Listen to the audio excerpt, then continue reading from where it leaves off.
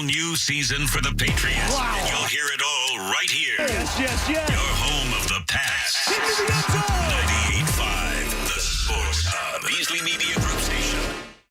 Sports Hub headlines.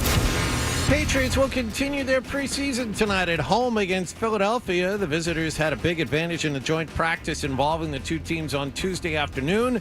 We'll begin our coverage with Patriots preview at 4 here on 98.5 The Sports Hub. Kickoff with Bob Sosi and Phil Perry will follow at 7 o'clock. The big news of the day came yesterday when the team finally ended all of the Matthew Judon drama by trading him to Atlanta for a third-round pick in next year's draft. The Falcons do not have a new contract in place with Judon as of right now. In other NFL news, Minnesota rookie quarterback J.J. McCarthy needed a complete repair of the torn meniscus in his right knee. He is out for the entire upcoming season. Red Sox let one get away last night at Fenway Park. They lost to Texas 9-7 in 10 innings. The Sox led 7-4 heading to the ninth inning, and Alex Cora then saw Wyatt Langford hit a two-out game-tying three-run homer and Jonah Heim a two-run shot to put the visitors ahead in the 10th. We got to keep the ball in the ballpark. You know, you can talk about sloppiness, but we got to keep the ball in the ballpark. We haven't done that since the All-Star break. And it's damage with men on, damage late in the game.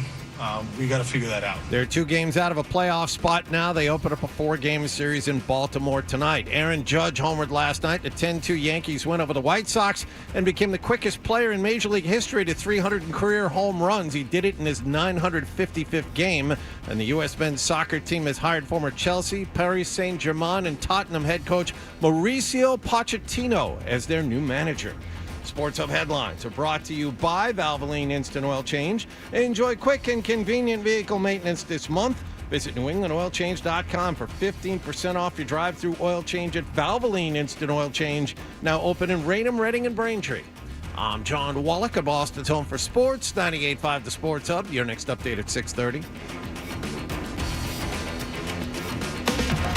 You want to talk sports? We want to talk sports. Squeeze the chicken and open the mouth. It's like we were meant for each other. This is why you need us. 98.5, the Sports Hub. Fred, hello. Hello. Hello. Mm-hmm. Hello. Hello. Hello. He's naked. He has a sword. Hi. Open him up with a football. 98.5. Bruins are back from the West Coast. Cocaine and hookers. Yes. Na. Is it okay to use this for the radio? Yeah. Welcome to the show, you sweet bitch.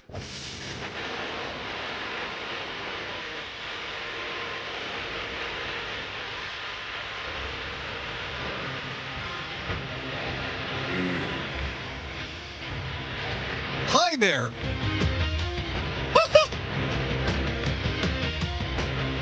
Bad and Hardy.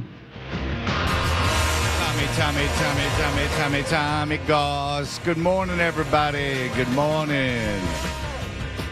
We are Toucher and Hardy, brought to you by FanDuel Sportsbook. Make every moment more with FanDuel. Town Fair Tire Studios. You can call us 617-779-0985. Watch us on YouTube. Search 98.5 The Sports Hub on YouTube and get going with that whole thing. It's very exciting. A lot of people on there. Lots of guests on the show today. Big show on the way today. It's exciting times. And we're glad you're here as we wrap up the 15th anniversary week of the station that was made a very big deal. There's videos all over the internet, all over YouTube, including our own John Wallach, who sometimes like chiropractic videos come up on my Instagram, and I'll see them and I'll go, wow, this looks really barbaric. And then it will remind me of Life College, or Life University or something like that, which was the biggest chiropractic school in the world. And it was in Atlanta. And there was a time where you went out in Atlanta in your 20s, everyone else in their 20s, at least somebody went to Life College. And then they lost their accreditation. So everyone who had ever had a quote-unquote degree from Life College was left out in the lurch. In fact, Chris Domino, who was is a sports talk guy in Atlanta, was someone who had gone to Life College to be a chiropractor. That's how he ended up in Atlanta. A lot of strippers, Life College. And so and then every time I see the video, I go, this looks just barbaric. I mean, it's just the guy pulling on a guy's ear or like putting his elbow, like his forearm in a guy's shoulder and yanking with his other arm. And then Hardy was like, he has a friend who's a doctor who was like, yeah, keep going because I keep getting patients. And I said, well, you know who goes there to a chiropractor? And then it took no time. He said, Johnny Wallgame. Mm-hmm. So Johnny Wallgame goes. He loves it. Isn't that right, Johnny Wallgame? Hardy's advice when I told him that I was going to a chiropractor was, I have low back problems myself. Here's my advice to you. Take a bleep load of Advil until you go see a real doctor. That was Hardy's advice to me. And I've heard all the critiques. I understand. This is not the first time we've discussed this on this show. I can only tell you that after I go, I feel miles better than when I went in. Mm. Now, how long does that last? It lasts a while for me. But then it gets bad again? Eventually, yes. Do you get on the hot roller table while you're there? No, I do not. Okay. I know what you're talking about. I do not. No, because, I mean, of course you're going to feel better after you get on that, massage table that they have, the heated one. I've been to a chiropractor before. This is not, me. This is not prejudice prior to investigation.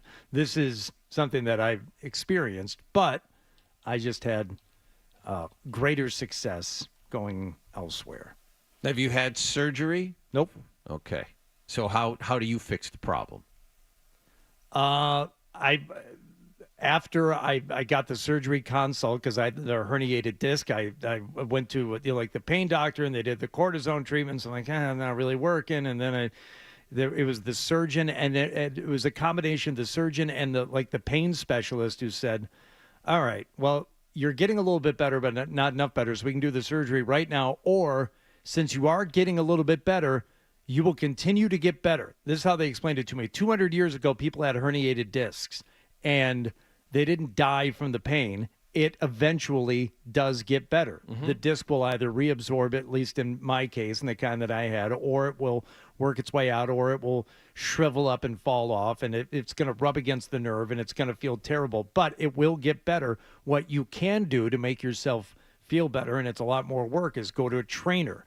And because now you've been walking around lopsided for months and months as you're dealing with this pain and your body is adjusting to it. You're trying to, make yourself comfortable, but you have to re-strengthen. For me, it was my left side, and then go to this trainer. And it was the guy who has been on the Sports Hub Golf Club. I'm sure you know Fred, Paul Gazbekian. How did this Armenian fellow from Watertown? Here? I don't know why him being Armenian is. You're going to go to a trainer who's not Armenian? Okay, good luck. I don't know. I don't look at that stuff. I just look at it. I just look at the world. Why don't you go to an Italian trainer and tell me how that works out for you?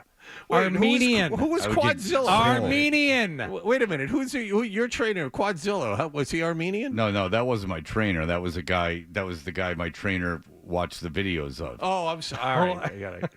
You're gonna be on the beach. You're gonna be Quadzilla, and then people are gonna notice you from far away. That's right. All right. Here is, according to Wikipedia, the Life University situation.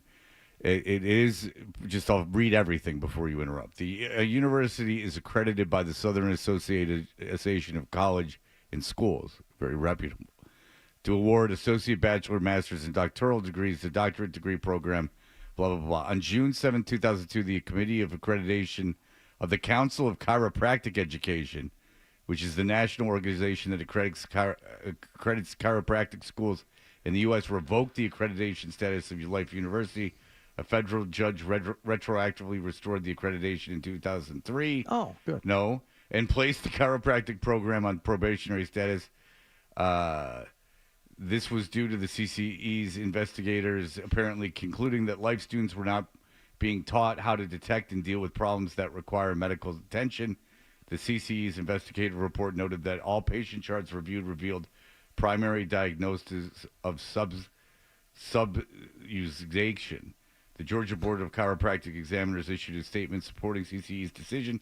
Life appealed, but in 2002, CCE ruled against it. Although it eventually got its accreditation restored, it has struggled with keeping its accreditation ever since. So this is my question. If you have a degree from a school and they were accredited at the time and then they take away the accreditation, is your degree worthless?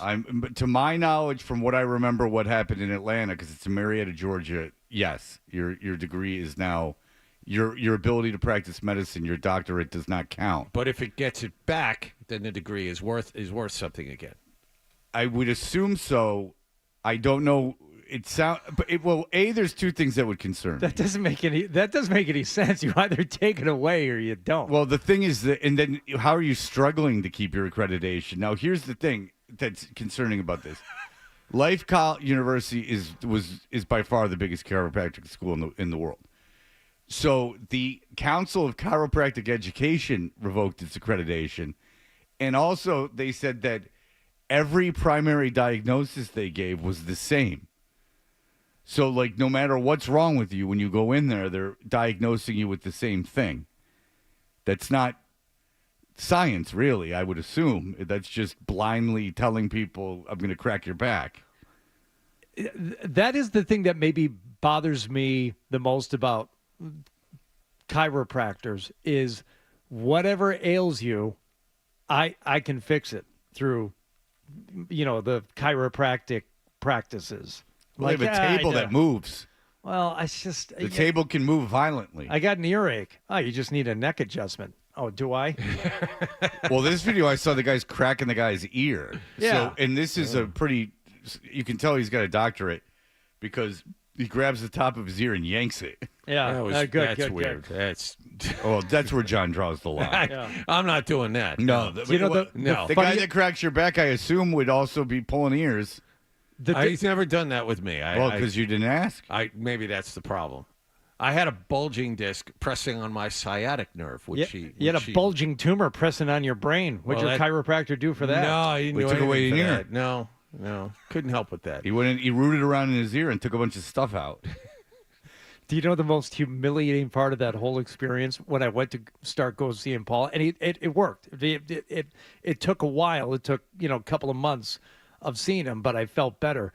He worked at the time at Equinox in the Back Bay, and I would go in there on Saturday mornings for this very low-level training, like farmer's carry. You're going to walk from one end of the gym to the other, just carrying like a 50-pound kettlebell on one side. Mm-hmm. Slowly, it's more about posture and form than anything else. We're reworking that side. Okay. Meanwhile, do you know who goes to the Back Bay to work out at 8 a.m. on Saturday mornings?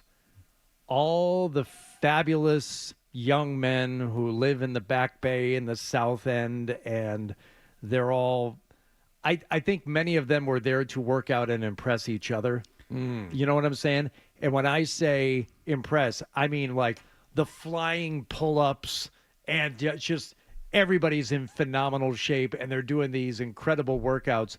And meanwhile, Paul's got me laying on the floor doing like a slow army crawl with like a 5-pound dumbbell in one arm to, rework that one side. I'm like, can we do something cool? And he said, well, I can, but you can't. He said, they all can, but you can't. This is what you have to do because you're decrepit. When I lived in Midtown Atlanta in Ansley Mall, there was it was an outdoor shopping center.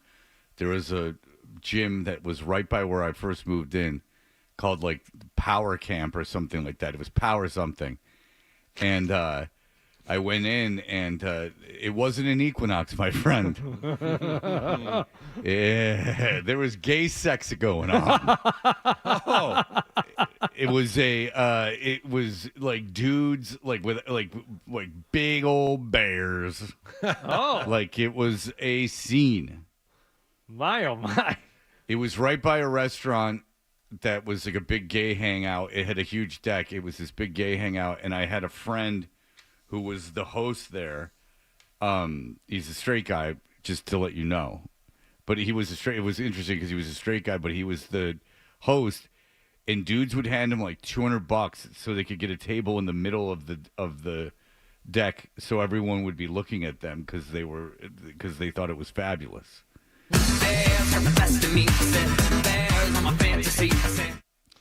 Joe's on Juniper was another place that my friend worked that was an exceptionally, and he managed, which was this exceptionally gay place.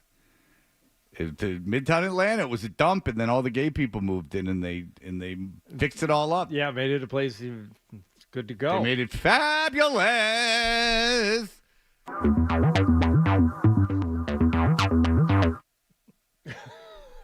Bears to the left of me.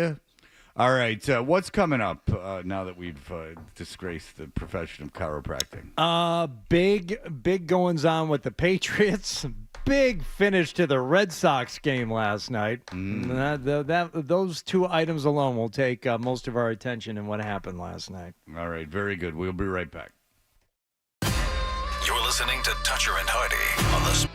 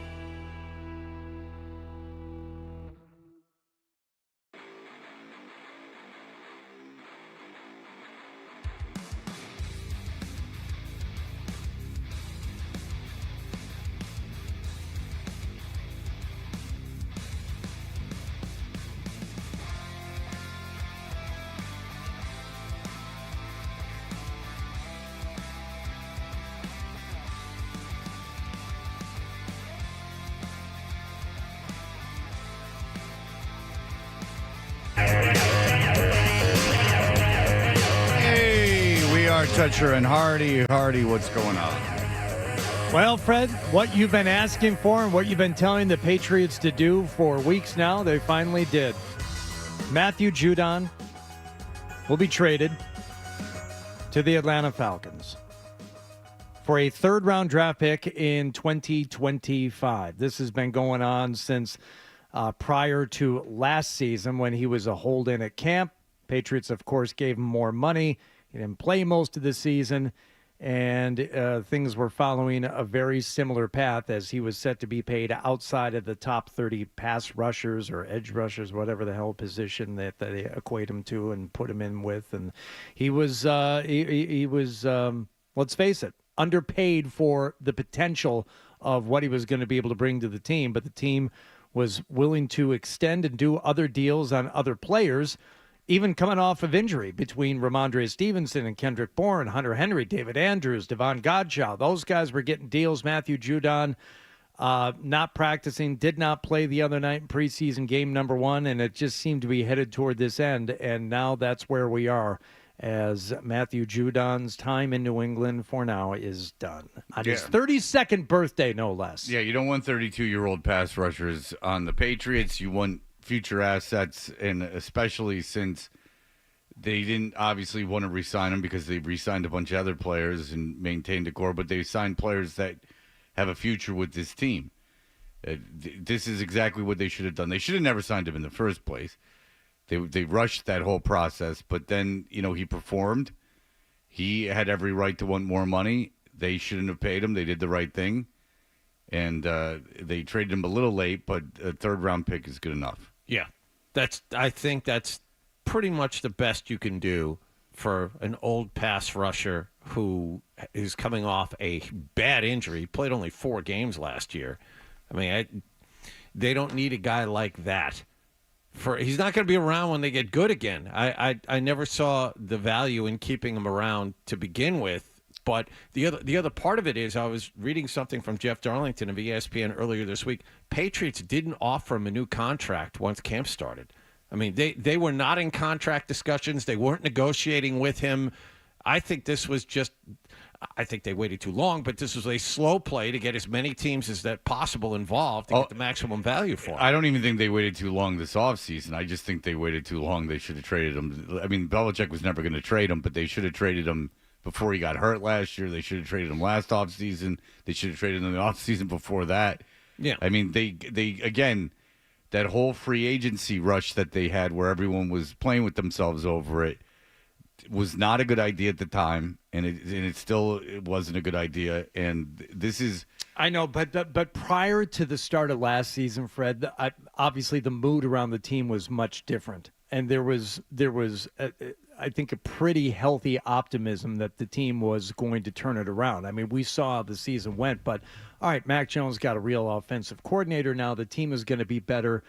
I didn't have a problem with them not moving on from him last season. Oh, I didn't think they were going to be good. I thought that it was bad. I thought what you just said was a really, not you saying it, but that when the big talking point of that offseason was, they got Bill O'Brien. Like, anytime he was the only major addition. What Bill team? O'Brien, that was it. What team got? Was it Miami that got the guy from Denver? Fangio. Miami got Fangio, right? Last offseason. I think he was a defensive coordinator. Yeah, I think Fangio was the defensive coordinator for Miami last year, and everyone was going, Nick Fangio is coming here. Oh yeah, I'm gonna make him lead. And that was like the big thing. Oh, don't underestimate Nick Fangio. Nick Fangio's going to Miami. Miami loses the first round. Anytime your coordinator is the biggest deal, like, we got Bill O'Brien. Well, you didn't improve it any other way. You got Bill O'Brien. Who cares? Your team's not good. Just anytime it's you watch out. They got this coordinator. Now, if it's like a young stud coordinator that has been with the team and they've like developed the coach, that's different. But just bringing in a coordinator when that's the big highlight move of the offseason. But compared to Matt Patricia, it was a huge leap. Of course, but I didn't think it was going to make them a good team.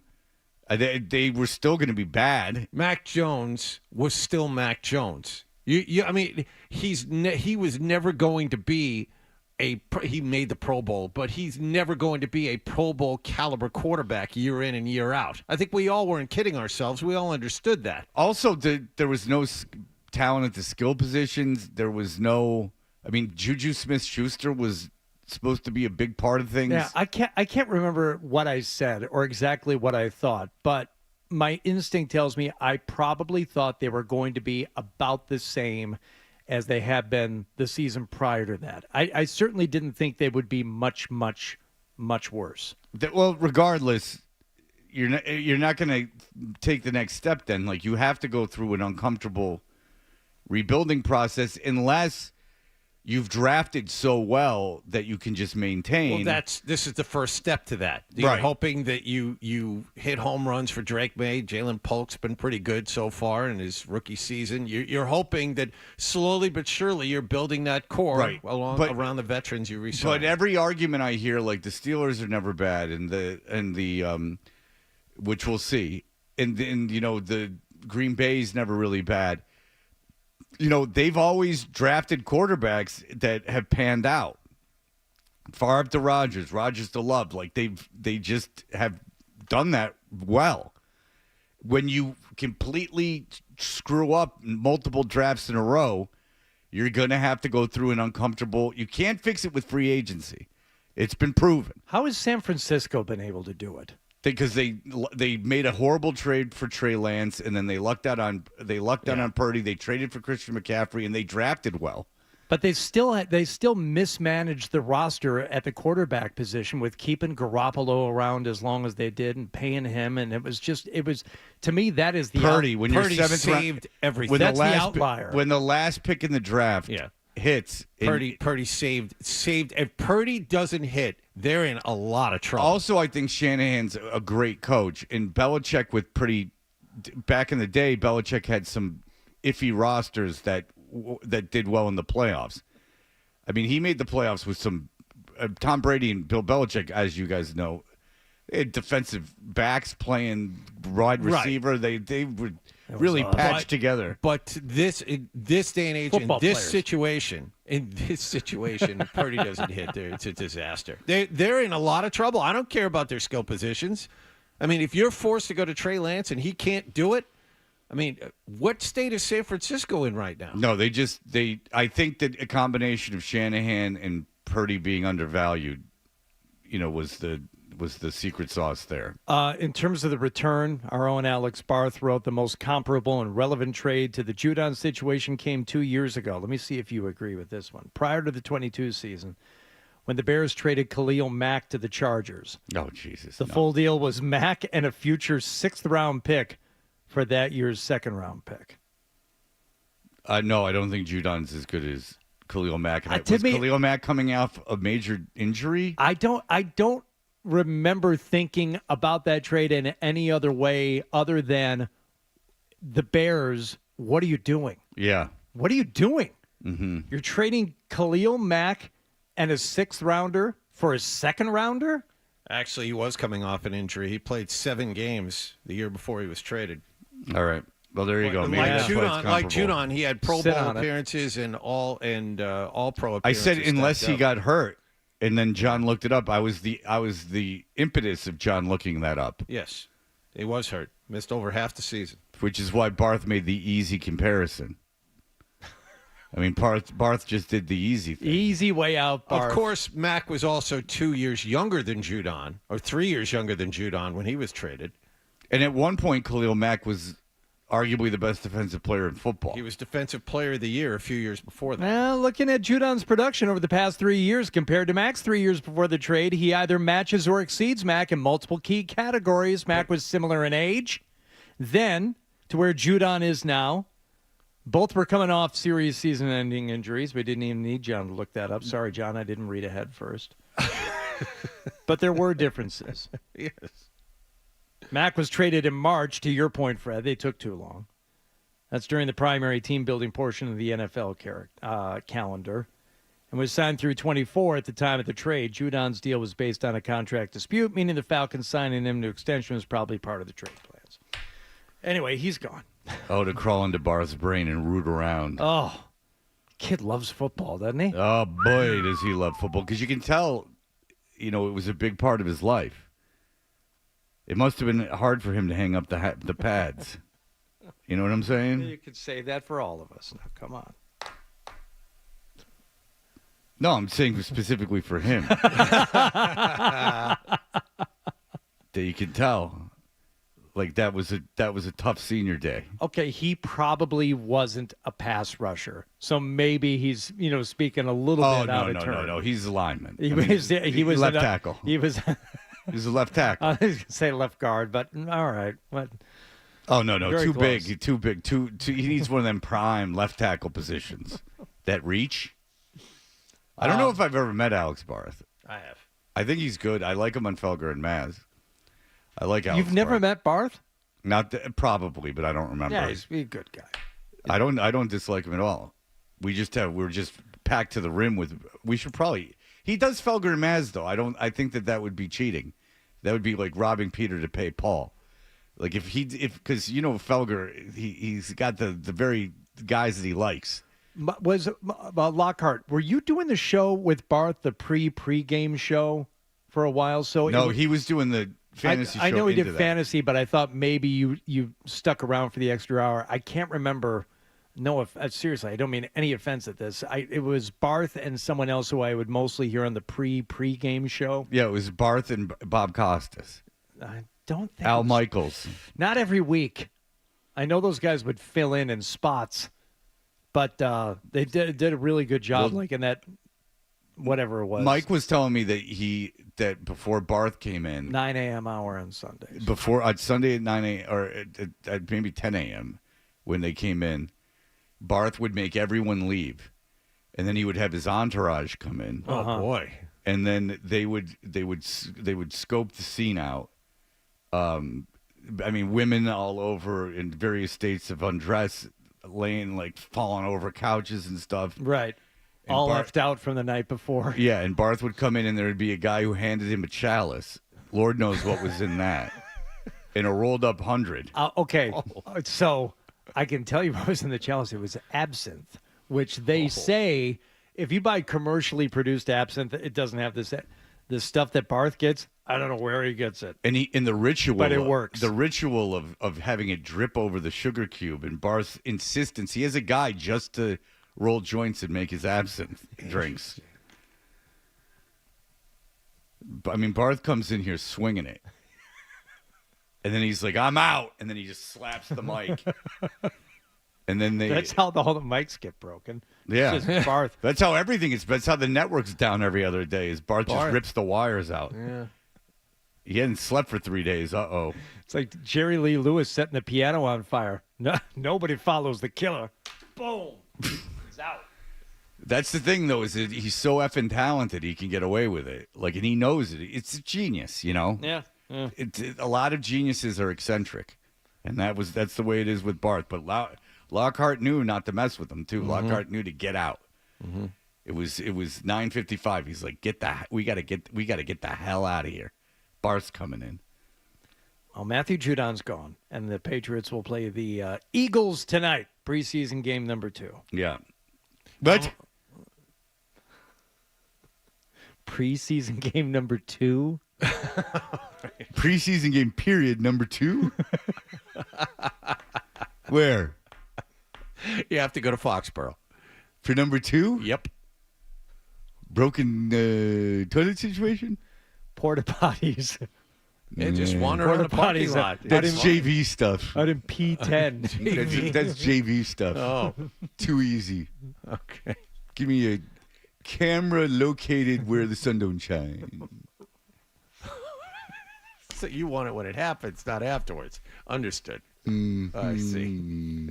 Or evidence. Okay. I don't want it sitting in chemical. And I don't even know whose it is. Yeah. All right. We'll save all the Red Sox shenanigans for. You know why I'm dressed up today? I gotta go. Why are you dressed up today? I didn't know you were dressed up. Hold on, let me tell you. No, he's got a collar. And I got my Rolex on.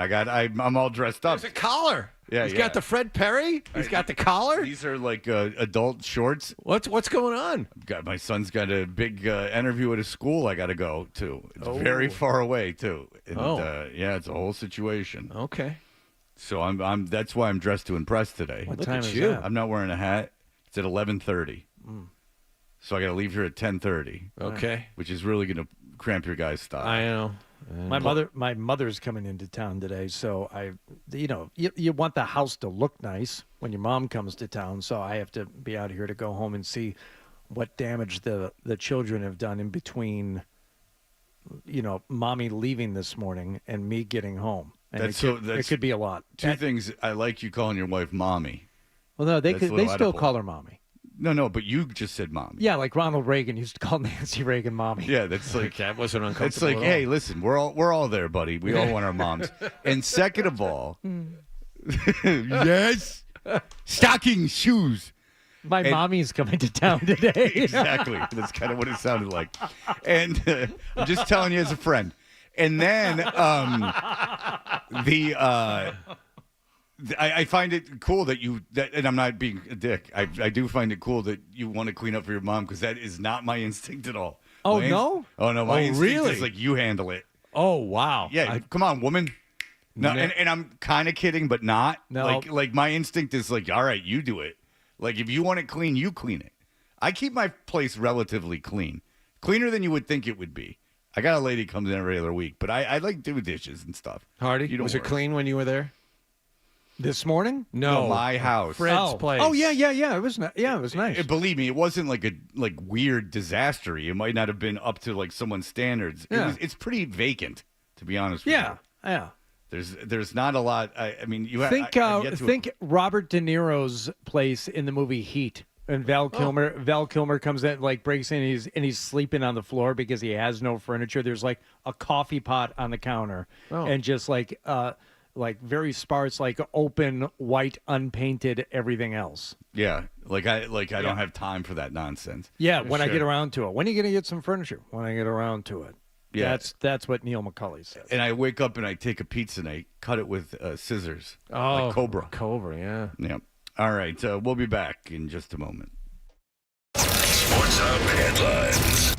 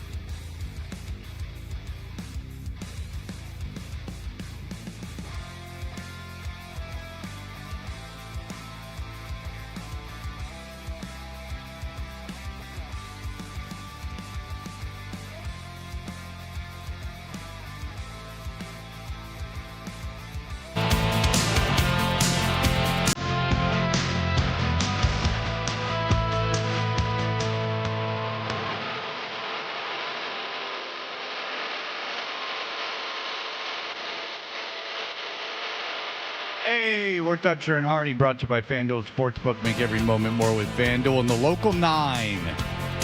We're on the field of dreams yesterday, Hardy, if I may say. Oh, you can say it because they were out there last night and the Red Sox fell into an early hole, but battled back. It was a back-and-forth affair up until about the 6th inning, and then Red Sox opened things up, actually all the way until the 8th, but they look, long story short, they had a 3-run lead in the 9th, okay? It was 7-4, and there were 2 outs, and all they needed essentially was one pitch. One pitch. Ends the game. No Kenley Jansen, though. It would have been Kenley Jansen, but he couldn't pitch yesterday. Which is a big problem for this team. Unfortunate. Yes. Tanner Houck was out there for 6 2/3 and allowed, 2 runs on 6 hits? It looked great. It was fine. It was fine. Yeah. And they were fine. 7-4. 9th inning. Rangers at the plate. And Langford launches one deep out there and gone! Oh my! Wyatt Langford! A 3-run blast to the 9th inning! And he's tied the game at 7. Over the monster. Oh, yeah, that does feel good, young man. Oof. Well, you didn't have to say anything. Well, you didn't have to, but if you're looking at the screen and a guy is rounding the base paths and he's smiling, you have to explain why he's happy. Yes. And you have to comment on that. Yes, it feels good to hit a game-tying home run in the 9th inning with 2 outs. So I'm glad he said it. And Otherwise, that's also I don't know. great analysis that it went over the monster. Right. The big old beast out there in left field. All right. Well, all hope is not lost. Can you score in the bottom of the 9th? No. All right. So you go to the 10th. Well, what could possibly go wrong? All right, he goes to work on Jonah Heim, and that ball's blasted deep out to right, and it is gone! Just got it into the bullpen! And on the first pitch of the 10th inning, the Rangers had their largest lead of the night. 9-7, and that would be your final from Fenway Park last night. Red Sox blow a 3-run lead in the 9th with 2 outs to lose in 10, 9-7 to the Texas Rangers. That's the season. Have fun. Mm-hmm. Can't be blowing those. Alex Coro, what should you do differently? We got to keep the ball in the ballpark. Okay. That's a good idea. That's good. It's a good start. No, that's solid reasoning. Good right start. there. Yeah. Good start. They haven't done that. You since- can talk about I was going to say they haven't done it since the All-Star break. I don't know why they would start now. They won this You year. can talk about sloppiness, but we got to keep the ball in the ballpark. We haven't done that since the All-Star break. There you go. And his would hurt damage with men on. John cheated and Damage heard late in the the game. We got to figure that out. He read the transcript. No, he does. He pulls audio in the morning for his news little casts. He had heard that before, and he was trying to sound smart. He thought you had stopped it. No, I completely cheated. I admit it. Yeah, he thought you had stopped it for good, so he said the part, thinking that you weren't going to play it. No, I did. Drat. I've been found out again. Well, I mean, it is embarrassing. I understand. I mean, I wonder how many times we haven't caught you cheating.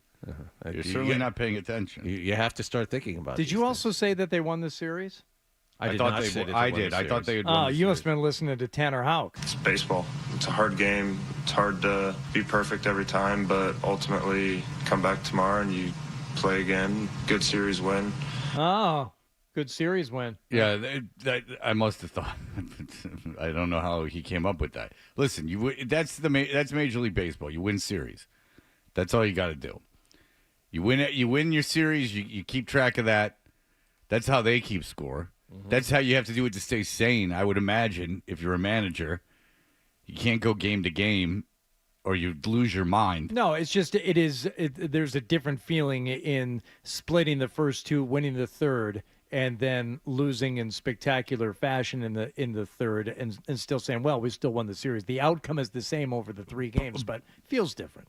I understand that, but you mentally can't be like that as a baseball player. You're failing such a high percentage of the time that if that's kind of the beauty of baseball, is that if the mental exercise of it, like, you can't. It's a game of mistakes, and you also can't live day to day. Like, that's why I don't think baseball is a good sports talk radio topic necessarily, because until the playoffs, because you can't judge things even on a weekly basis. Yeah, if you're a baseball team and you're great, you fail 4 out of every 10 games. And if you're a baseball hitter and you're really good, you fail 7 out of every 10 times to the plate. Not to the plate, but official at bats. I hear where you're going, Johnny. Yeah. If your OBP is 300, you're not great. Let's be honest. We're talking official at bats, Yeah, we're not of course. talking- But that's the problem. I knew what you were saying. Thanks, and Hardy, if I anyone appreciate thinks that I love baseball very much, but I can't feign passion on a day-to-day basis because they don't. But in this situation, where they are in the schedule, where they are at the time of year, if you're holding out hope that the Red Sox would make the playoffs, these games take added importance. That's a game you had won. I understand that but I'm just referring to the comments after the game. Is that in order to compartmentalize it and to put it in proper perspective, I know that's how these teams that you say series wins. Like we won the series. Like if you went game to game and said, "Oh no, we blew a lead in the 9th," and like, oh my, you're gonna be in really bad shape at any level. Overall, that's true. Last night hurts because now you have 10 really difficult games, and you dropped a game in the playoff chase last night. Yes, but right, okay, but you can't think that way. And also, a game in April counts as much as a game in August. I mean, it's mathematically, it's the same. It's a win or a loss. It is the same, but viewing it as a fan, that one stings more than a loss in April. Yeah, I think you should be able. If as a fan, you should be able to get over it pretty quick. If you're watching that game and invested in it, or you're at the park last night and it's 7-4, and then you got a chance to jump up another spot in the standings and have a real shot at the playoffs, and you lose that way in that spot, that sucks. There's just no it two sucks. ways And by about the it. time you get to the car or the train or the lift, you're gone. Well, maybe you can. Maybe you're just water off a duck's back. It must be nice to be you. You just I'm let very things go. zen. I just let it go. Yeah. I just let it go. Freddie let it go. He never hangs on to things. Yeah, Freddie no hands. The thing is Freddie two fingers. Wow. The thing is that for instance, my St. Louis Cardinals have lost 4 in a row. They got swept by Cincinnati. Now that's a situation you're 2 games out of a wild card, and then you get swept by a bad team. Mm-hmm. And you know how long I cared? I sat down with my son last night. I turned it on. I turned this Cardinal game on. It was 8-2. I said, oh, they're getting swept. And then I went, and went about my business. Because screw them. I don't care. Okay. Now, the NFL, Tell me about crushing. Tell me more about how you love baseball. I love it. I don't care. I don't care. It's what am I going to do? Football's different. It's once a week for a very small amount of time. College football, especially. College football, you lose 2 games, you're screwed. Mm-hmm. Unless you're Alabama. And then they just go, the SEC is very tough. Chance for you to watch Michigan State locally this year, I'm Hardy. going to that game. Michigan State at Boston College. I know. Next month. I know. Are you going to go, Hardy? Probably, yeah. Yeah. Yeah. Tickets are available. There's going to be a lot of Michigan State fans there. Sure. Oh, yeah. I would imagine. We got to get to this quickly. The insisted upon history-making moment last night in Chicago. Judge drives it deep left field, way back and gone. Goodbye. On a 3. Sayonara. Aloha. Hello. Judge lasers home run number 300. The fastest ever to hit that mark, and blows this one wide open in the 8th. Well, and there it is, homer number 300 for the captain, 361 feet. And that's what happens when you intentionally walk Juan Soto to pitch to the captain. I don't understand it. I know it was open, but my goodness.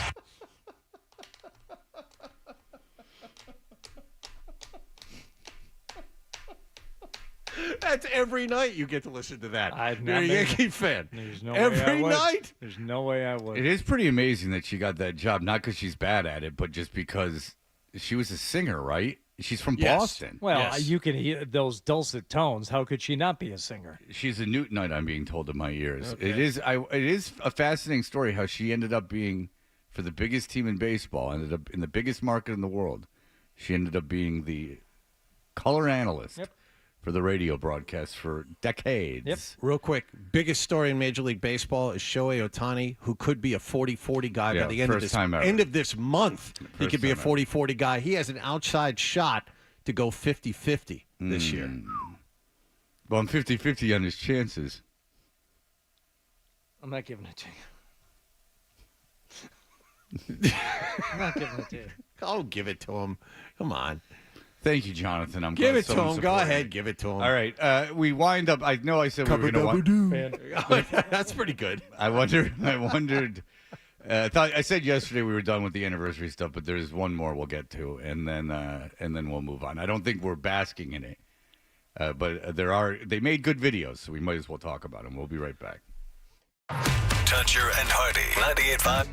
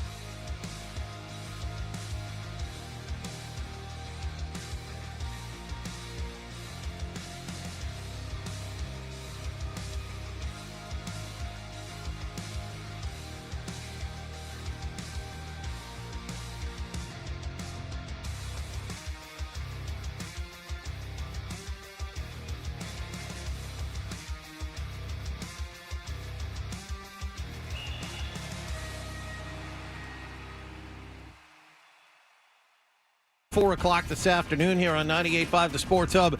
And then Bob Sosi and Phil Perry will follow with the kickoff at 7. Patriots also made a big splash yesterday by trading pass rusher Matthew Judon. He was sent to Atlanta in exchange for a third-round pick in the next draft. Minnesota rookie quarterback and first-round draft pick J.J. McCarthy did indeed need a full repair of the torn meniscus in his right knee yesterday, and as a result, he is out for the entire upcoming season. The Red Sox were 1 out away from a 3-game sweep of the Texas Rangers last night, but Wyatt Langford hit a 2-out game-tying 3-run homer, and that sent the game to extra innings. All right, he goes to work on Jonah Heim, and that ball's blasted deep out to right, and it is gone! That is Rangers television. Jonah Heim's 2-run homer handed the visitors a 9-7 win in 10 innings at Fenway Park. Sox dropped the 2 games out of a playoff spot. They open up a 4-game series in Baltimore tonight. Aaron Judge homered last night in a 10-2 Yankees win over the White Sox. He became the quickest player in Major League history to 300 career homers, doing it in his 955th game. And the U.S. men's soccer team has hired former Chelsea, Paris Saint-Germain, and Tottenham head coach Mauricio Pochettino as their new manager. Sports Hub headlines are brought to you by the Prime Rib Dinner at the 99, available every Friday and Saturday after 4 p.m. and all day Sunday. 16 ounces of slow-roasted USDA choice prime rib with 2 sides. You gotta love the 9s. I'm John Wallach of Boston's Home for Sports, 98.5 The Sports Hub. Your next update at 7:30. Now, more Tuncher and Hardy on the Sports Hub. Celebrating 15 years as Boston's home for sports. Thank you, Boston. 98.5 The Sports Hub.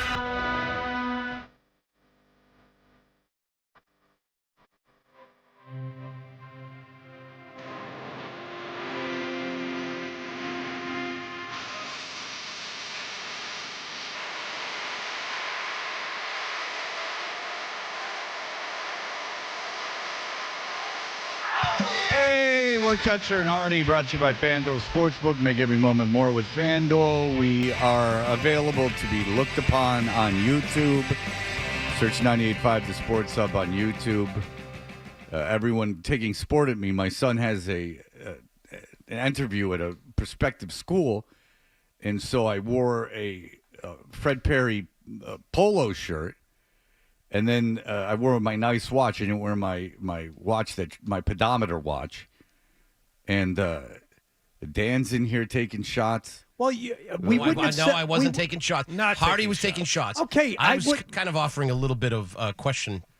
You said not to wear a nice watch because if I wanted financial aid, they if you put your hand out looking for something and they go, "Wow, look what's on that wrist." Yeah, well, that's all. You know, Hardy was making sport. Yeah, he said, "Why don't you wear long pants?" And I said, "It's not my interview."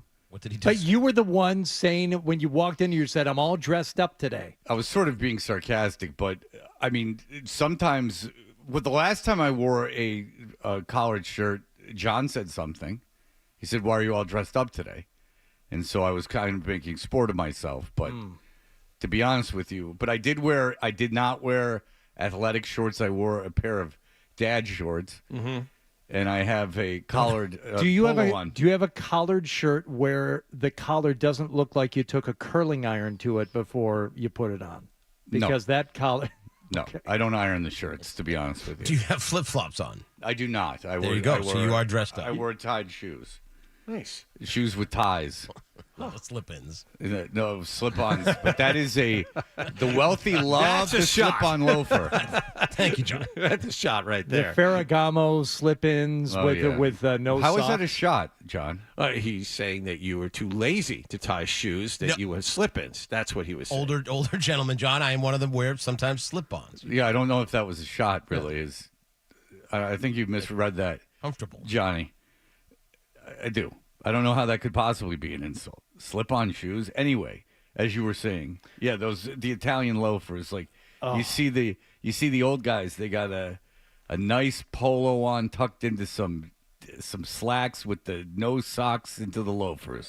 But you see it a lot, especially in the summertime, obviously, because they'll wear shorts and a tucked-in long sleeve Oxford of some kind.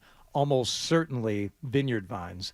and the really expensive shoes. I say Ferragamo's because that's the only expensive shoe brand I know for men, and maybe where years past guys wearing Ferragamo's. I don't think Ferragamos are that expensive anymore. But what I will say is But I hate it when I see it. Hate it. Well, I don't like when the kids dress in that kind of fashion. Because I'm like, you have enough of your life to dress like a rich old guy. Use this time to rebel a little bit. Because those kids are all like taking tons of drugs too. So just lean into the thing. Yeah. You don't dress like a hippie and don't dress like a hedge fund manager. It's very Michael Keaton. Yes, it really is. It's a very young Michael Keaton. Yeah.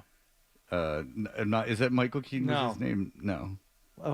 What the hell was his name? What was his name on Michael J. Fox's character? On Family Ties. Yeah. Oh, Alex P. Alex P. Keaton. Thank you, Jonathan. Yeah. All right. It is the 15th anniversary of the station. It was a couple days ago. They've made some very good videos, documentary style, that are up on YouTube. If you search 98.5 The Sports Hub, they're well done. And here is one about the callers.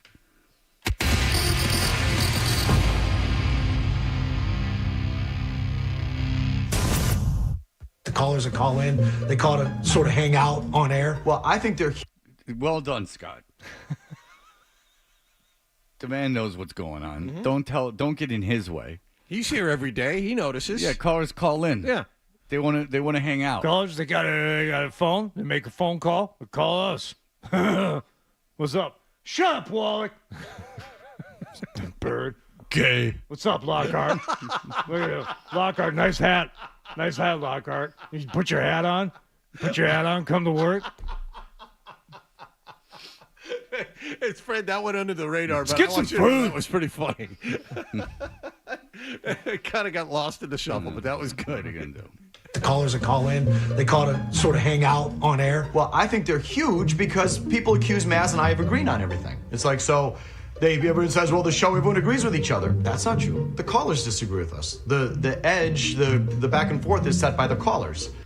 I always thought, I'm a little surprised by how into the radio Felger is. Like there was another video that came out and it's about Deflategate.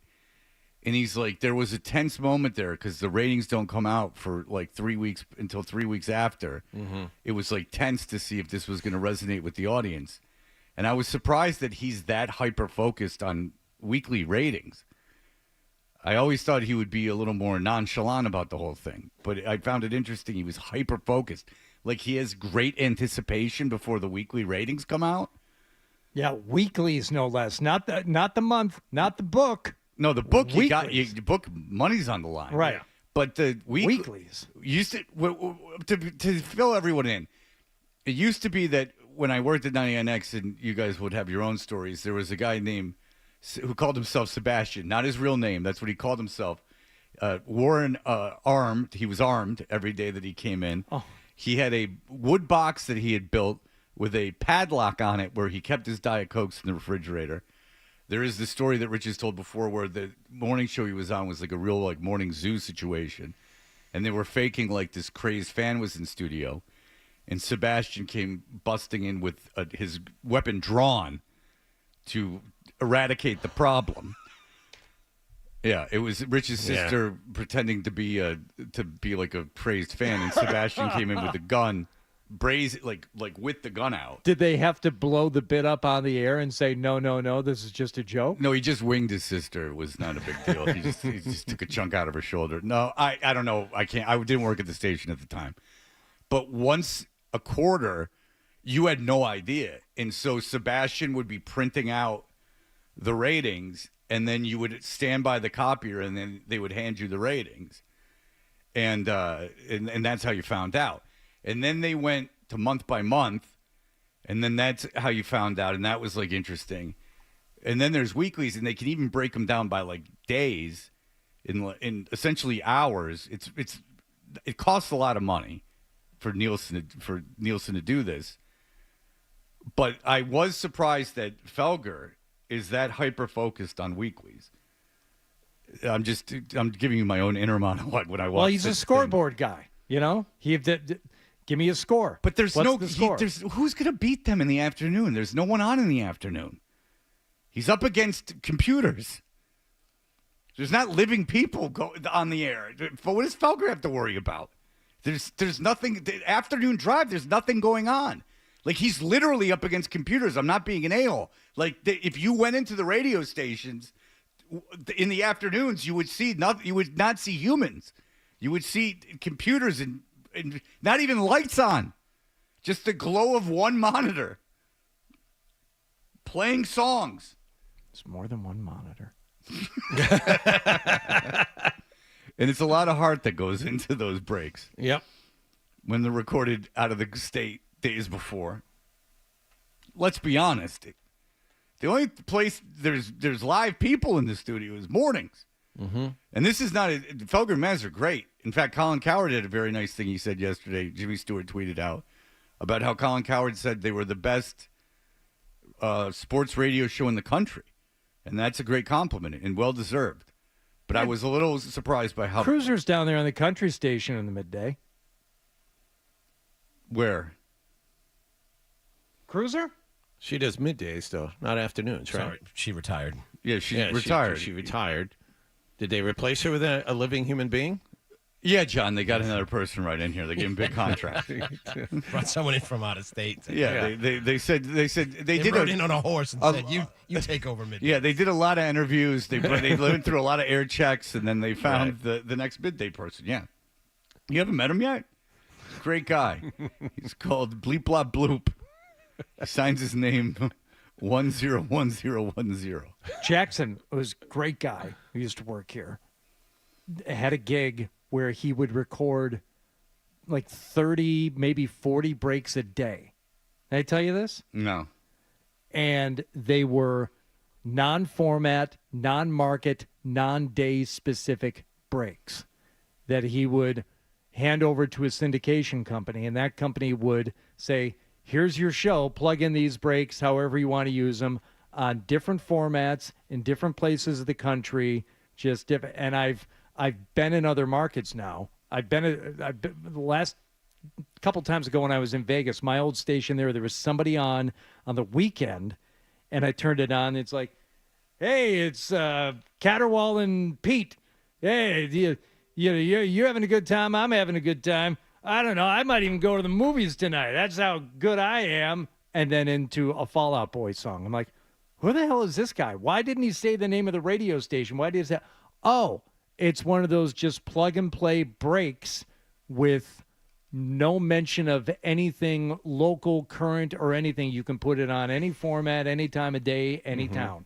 You know, and I think Jackson's breaks were much better than that because he would save callers over the years, so it would sound like he was interacting with the audience, but it could have been somebody, back to the callers that we're listening to here. It could have been a caller from another market from years ago. What I would encourage radio to do is the one thing you have going for it is that it's live, and that if you have a live human being in there, that is your one unique advantage. Yeah, make it live right now. Do something. Prove it. I'm doing it now. I'm talking to you live. It's 7:15 on the 15th of August. Did nice, you see that? Nice. I'm holding up a paper. It looks like sun's coming up. You do feel like some sort of connection. It's kind of an odd dynamic in a lot of ways. And some of these people you never have met. I know hundreds of listeners, like hundreds of listeners.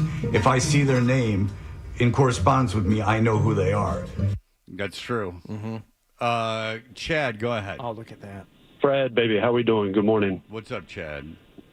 Listen, you are so hyper-focused on no competition for Felger and Maz, but you're forgetting about your favorite subject, podcast, Spotify, YouTube. You have tons of entertainment out there that isn't just the afternoon drive like it's the year 2000. Entertainment is everywhere, baby, and he's trying to point out that people are choosing to listen to them instead of those podcasts that you love so much. And that is an advantage of sports talk radio in that it is thriving because of its localism. But I will tell you this. And immediacy. And immediacy. But I will tell you this, is that Felger and Maz, the ratings are not based on podcast and Sirius. They're based on other radio stations. Like your percentage share based on other radio stations. So what about Joe Rogan? It doesn't count. I mean, it's fantastic, and it's 3.5 hours. What about going to the movies? It's got nothing to do with the radio ratings. What's that, Chad? You don't want to listen to Rogan for 4 hours? Well, I mean, I do. It just doesn't affect my ratings. You just have to listen to one show 1.5 times to get to the 4-hour mark. He will, by the way, be very popular forever. Brian, go ahead, just like Mark Maron. Brian, go ahead. Hey, Freddie boy, what's going on? Listen, man, first time, long time. Seriously, I appreciate you, buddy. Thank you. But I was just telling the guy who picked up the phone, right? I'm not in you guys' line of I'm not in you guys' line of work or anything, right? So I'm not gonna sit there and say I know what I'm talking about. But for you to say that Felger only goes up against computers, I don't know. That doesn't seem right to me, right? I mean, this guy, he's on TV, like the radio show's on TV. I can turn on the other local sports station, and those aren't computer guys. What? You got Fox, CBS, like, ain't all those, and those are just sports, right? And then there's, 94.5, 106.3. Computers. Those are computers. And how do you get Fox and CBS? Well, I don't know. Listen, like I said, I'm not in you guys' line of work. I figured Fox must have a sports. I listen to you guys constantly. Thank you. Right? 24/7. Thank you, Brian. So no, Fox doesn't have an affiliate here. By the way, okay, I don't think Fred meant it as a dig at Felger. No. I think what Fred is saying, and I'll say it this way. I won't put words in your mouth. I think Felger and Maz have established themselves to this point now and are so good, you can't put anything up against them. A lot of people have tried to counter program or do something. I mean, and right, listen, I'm not going to sit there and say I'm a huge Felger fan because the guy pisses me off just as much as I love what he says too, right? But all right, here's the thing, why I think he's like got top ratings. He takes calls from people like within the first 20 minutes of the show. You guys, no offense, but you guys went? No one calls. No one calls. We need more people to call in. People don't wake up and start dialing the phone at 6 a.m. You got to do a different show. You can't do a call-in show in the morning. It wouldn't work. But here's the deal, is that I wasn't insulting. Hardy hit the nail on the head. I wasn't insulting Felger and Maz at all. I was saying I like after like a couple years of doing as well as they did and the lack of competition, I was surprised how hyper-focused on the ratings he would be. Usually you're hyper-focused on the ratings if they're close. They're not close. And no one's going to be close in the afternoon. It's just not going to happen. No one's going to invest. No rock station's going to invest or hip-hop station or anyone's going to invest any money in on-air talent for the afternoons. The only place they're still spending money is the morning. But that doesn't have anything to do with Felger and Maz. It just has to. Hardy's in Radio Suite. No, it was his hyper-focused on the weeklies. It just seemed odd to me. And not in an insulting way. In almost a compliment. Like, why would you, like, I would think that by now you were over even looking at it. You would just collect your money. And he works way harder than he does TV and everything else. I'm not insulting the guy at all. I guess I can see how it would come out off like that. So maybe it's good the guy called in. Because now I can clarify myself. But I'm a little sad at the state of radio just in terms of the death of the DJ, because I really do think that that's something that radio has over every other medium. It has it well over podcasts. In satellite radio, it invests no money into anything. I mean, they've Eddie Trunk on in the afternoons on an international platform.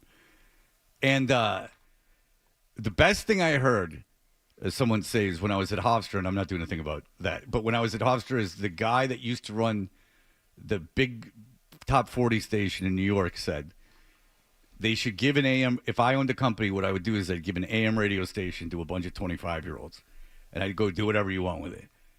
And then AM, then that would be like, look, this is the only place where 25-year-olds have the platform, not a podcast that goes out into the ether, but a real platform that everyone has access to, and then that would reinvent AM radio. That's what I would do. I mean, they're not worth anything. I would just go have fun. I'd find talented kids that I could trust, but go have fun, make something out of this. I'll stay out of your way. Just don't break the law and don't get me sued, go do your business is what I would do. Amen, Fred. Thank you, guys. I appreciate it. All right, we'll be right back with Christopher Price. We'll talk football.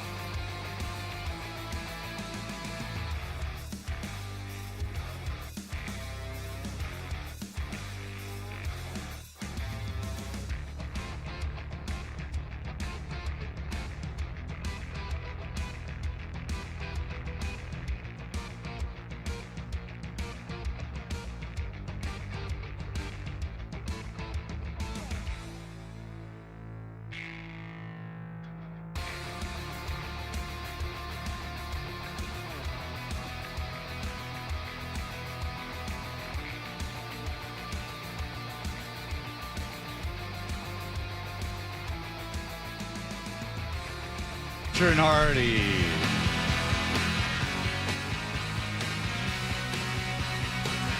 Christopher, let me take this very quickly. Joe, go ahead. Hey, Fred. Good morning. Hey. I think you missed the gist of Feller's comments about the ratings. They were talking about Deflategate days on end, and he was. I took that comment as Michael wondering how he was doing in the ratings, not against the other markets, but if he was holding the listeners, if the listeners still wanted to continue to talk about Deflategate. Yeah, Hardy and I were talking about this off the air. As I was saying before, there were no weeklies until like a couple years ago. There were monthlies. There were no monthlies until a couple years ago. It used to just be quarterlies. So you shouldn't be looking at weeklies really, is because they're inaccurate. Like you can't go week to week. You can't judge your performance on week to week, which is what surprised me. Hardy knew what I was saying. Yeah, and I don't want to get into the sample size, but A, it's probably smaller than you think, and B, the best way, and unfortunately radio companies won't look at it like this sometimes, you got to look at not just a quarterly, but like a year's worth or even 2 years worth or 3 years worth of ratings to really get an accurate gauge as to what the audience as a whole is listening to, because a lot of it has to do with the sample size and just weird stuff that happens on a given day in a given week, and that will throw off the ratings for that week and maybe even the month. Yeah, Joe, the way it's done now, you'd be surprised how wild it can get on a week-to-week basis. You'd be surprised of the places that you've never heard of in towns you've never heard of that all of a sudden start showing up, and you're like, what the hell is going on? A station that doesn't reach outside its city limits, or how 30 miles from here. Yeah, and it's not in English. And in Boston, this isn't, California. And you're like, so yeah, well, it's. I guess it was too inside baseball for the. It was too inside radio for the thing. Hardy knows what I was talking about. Yeah, it wasn't an insult to them. It was you. I don't know. I should have explained it better. It was that you shouldn't look at them. You shouldn't look at him. And I was surprised he did. And when I said there was no competition, I meant no one's going to come up behind you. You've been number one by a lot. I should have said it this way. You've been number one up for a long time by then. No one was going to. Who's going to come up and catch you? Which computer is what I was going to say. There was, when we first started, everyone was very hyper-focused on the ratings. But I was surprised he still was at that point. All right, Christopher Price. He's the Patriots beat writer for the Boston Globe. He joins us on the Volkswagen Dealers Expert Hotline. Hello, Christopher. Good morning, Fred. How are you? I am doing well. I love explaining everything. I'm really glad I got into the subject. It's very interesting, I'm sure, for everyone. Well, Christopher, you have had an interesting conversation with your readers. There is the J.J. McCarthy injury in Minnesota. Yes. He is now, it looks like he's going to be out for the season, according to some reports. You have a suggestion, you had a thought based on Minnesota and the Patriots. I had the temerity to put it on Twitter yesterday that Elliott Wolf should, I even asked, I said, should Elliott Wolf call the Vikings about Bailey Zappi for a day 3 pick? I put it out, I said a 6th-round pick. Now, Minnesota has a 1st and 2 5ths. So you would have to get a little creative, maybe look into the future. And there was one guy who said, send Zappi in a 7th to Minnesota for a 6th in 2026, I guess. But it would seem to be a fairly good marriage between a quarterback like Zappi and a team like Minnesota that needs a quarterback. I'm not saying he's going to beat out Nick Mullins this year, but he's damn sure better than Sam Darnold, don't you think? No. I think Sam Darnold's way better than Bailey Zappi. Yeah, because Sam Darnold, when he was on the Jets, got screwed with the coaching and he had no weapons. I mean, look at the receivers his last year in New York, and he did better than Minshew where was he in Carolina? No, who was he did better Carolina.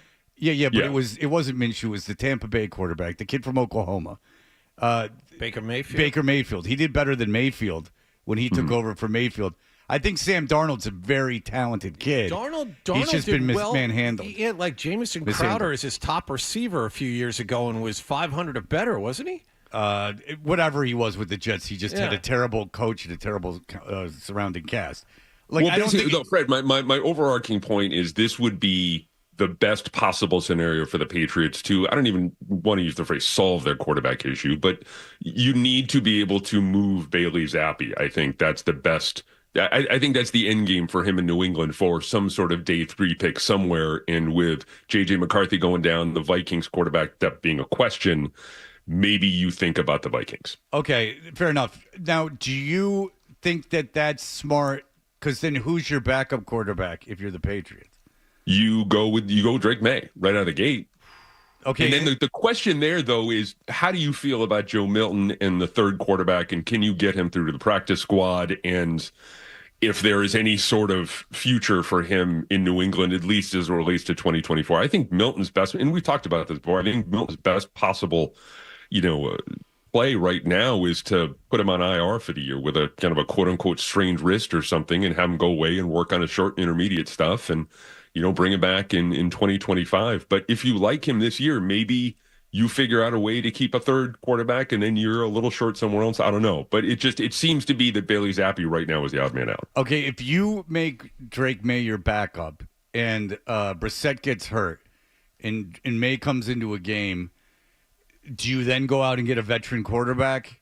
You can, not to start, but you can go out and find, like, there's a million Nathan Rourke's in the world, like they had in here last year. You're talking about finding quarterback depth? No, because here's my concern is that the Zach Wilson situation is that Brissett gets hurt, you put May in, he's not ready, the offensive line sucks, and now you've ruined him. That's the chance you take with that trade. That's the chance you take. But there's still a lot of things to try and figure out at the quarterback position for the Patriots, even though as we sit here, on August 15th, Jacoby Brissett's your starter going into the season. That much we know. After that, maybe May improves over the next couple of weeks to a point where you feel good about putting him into a game. Maybe Joe Milton. Again, there's a lot of moving parts here when you look beyond Brissett. I wouldn't have thought twice about having Drake May as the backup up until all the conversation about the offensive line. And you wrote about it yesterday too, Chris. The fact is it's still a work in progress, to put it mildly. You talked about all the different combinations they had last year. Still haven't obviously gotten things figured out this year based on the 11-on-11 work that they did with the Eagles. So the notion that Brissett, gets hurt on his own, or more likely as a result of porous offensive line play, that puts into the real possibility that May goes in a lot earlier than you would want him to. So now I'm second guessing the wisdom of having May be the backup. Yeah. And I think really for me, Hardy, it was really kind of brought to the forefront when you introduced the offensive line into the 11-on-11s. Like in the 7-on-7s in the individual passing drills the other day, the offense looked really good. Like May looked really good, hitting Pop Douglas, hitting Jalen Polk, and all of a sudden you sat there and you were like, wow, this is really kind of working. But when you introduce the offensive line and you introduce various protection schemes into the conversation, that's where it kind of all broke down for the New England Patriots and, on the offensive side of the ball. So if they get that left tackle thing, if they get it figured out, if it's Chooks, if it's Calvin Anderson, if it's Federian Lowe, if someone can seize that job, then you can start to see a domino effect kind of fall into place. And, you feel good about the interior. I wonder if there is a conversation to be had about moving Michael Onwenu to left tackle. Your best and most talented offensive lineman at your most important, other than center, let's say the second most important offensive line position.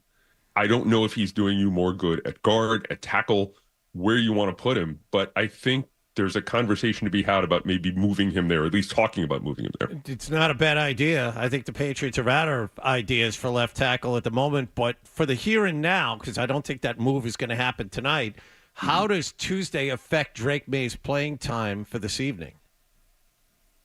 I think if you keep him back there behind the second offensive line, and again, like I wrote, you want to kind of develop a little continuity within those groups. I just want to see. I want to see him in a game, and I want to see him when things kind of break down. I want to see how he operates under pressure. I want to see what he has to do, or what he has to do to succeed when he's under duress. We never saw that successfully from Mac Jones, in my experience. That was one of the things that continues to stand out for me about Mac Jones's legacy, that he just couldn't operate unless everything was perfect around him. And I want to see Drake May operate with, things kind of breaking down around him. And maybe we'll see some of that tonight. I don't know. All I know is we have to see more of Drake May tonight than we saw in the opener. Okay.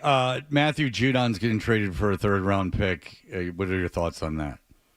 I think in a vacuum, it's a good move. When you take everything else out of the picture, you get a third-round pick for a guy top 100 pick for a guy who's 32, 33 years old and wants another contract. And this, for me, Fred, just underscores the fact that this is going to be a rebuilding year. And now going into 2025, you have 4 picks in the top 100. You have a ton of cap space. It reminds me a little bit of when Danny traded Pierce and Garnett and to whoever else and got all those draft picks back from the Nets. They're in rebuilding mode. If they win 8 games this year, they should break out the duck boats. The level of expectation is different. Now, it's one thing to have those assets. It's another thing to be able to execute them. Now it's on Elliott Wolf to be able to execute it and to be able to bring those guys in here to be able to kind of turn the thing around a little bit. Okay, based on the joint practices and how bad the offense looked, I take it you read it the same way. And if you didn't, you can tell me. But the are you at all concerned about the coaching staff not freaking out about it, but like that maybe Mayo should have invested more in more time and more thought and more money into an offensive coordinator? Are you starting to have doubts on the effectiveness of that, or where are you headed? No, I think that Van Pelt is a good offensive coordinator. I think Van Pelt's the guy for the job. They just didn't invest in, or they weren't able to make a couple of key positions happen. Okay. Left tackle, wide receiver, being left tackle and wide receiver. They waited too long in the draft. I think Caden Wallace is going to be pretty good, but in the short term, they could have used a top tier free agent, or maybe, gone out in the second round and gotten a tackle or figured out a way, because they waited a little long. And if you guys remember that third round, there was a run on tackles, and I don't think they completely anticipated that. The other thing too, and this goes back to something I think it was Kern was saying, that they're having to pay what he called a suck tax right now, because it's not a destination spot anymore. The days of taking Rodney Harrison to the ground round to woo him as a free agent are over. They need to be able to overpay guys. And I think with this financial flexibility they're going to have heading into next year, they're going to have it. All right. Well, listen, we can only hope that the young talent develops over the course of the season. Christopher Price, as always, it's a pleasure, sir. Read him in the Boston Globe. Thank you so much for the time. Appreciate it, guys. Take care. Thanks, Chris. All right. There's someone on the show's last day today, and it's going to be a very emotional day. Wallach, it's been great, buddy. Wallach has gotten the job as the voice of the Celtics. I'm just kidding. That has not happened, but I don't know. I was about to tell you that. Jesus, Fred. But I don't know it hasn't. I don't know if it has. My God, Fred. Well, listen, I would know before you, believe me. The Celtics always check in with me. They say, they go, what do you think we should do, Fred? You go, you know so much, the way you pontificate on the business on the radio. What do you got to say about it? I said, give my boy Johnny the gig. Who cares? Who cares? All right, we'll be back in just a moment. Sports Hub headlines. Patriots play Philadelphia.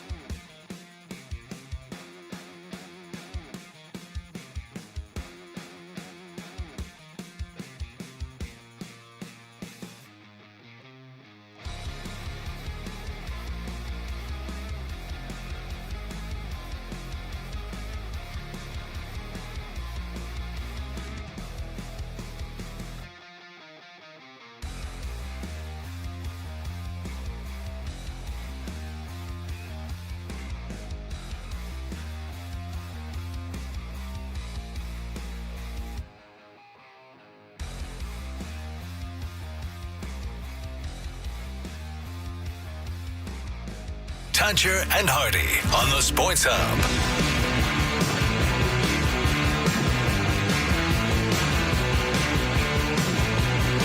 Is this Ozzy Osbourne?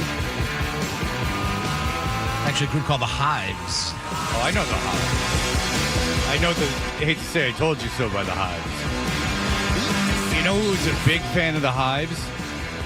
A man by the name of Andre 3000 from Outkast. With his the flute record he put out last year? I interviewed him. I'm bragging. Now I'm just bragging.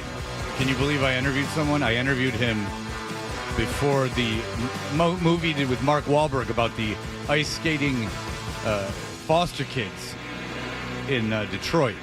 4 brothers. And he was like, I saw, and he knew we were from an alternative station. He's like, oh, you've ever seen the Hives? And I'm like, yeah, I saw the Hives. He's like, they stop.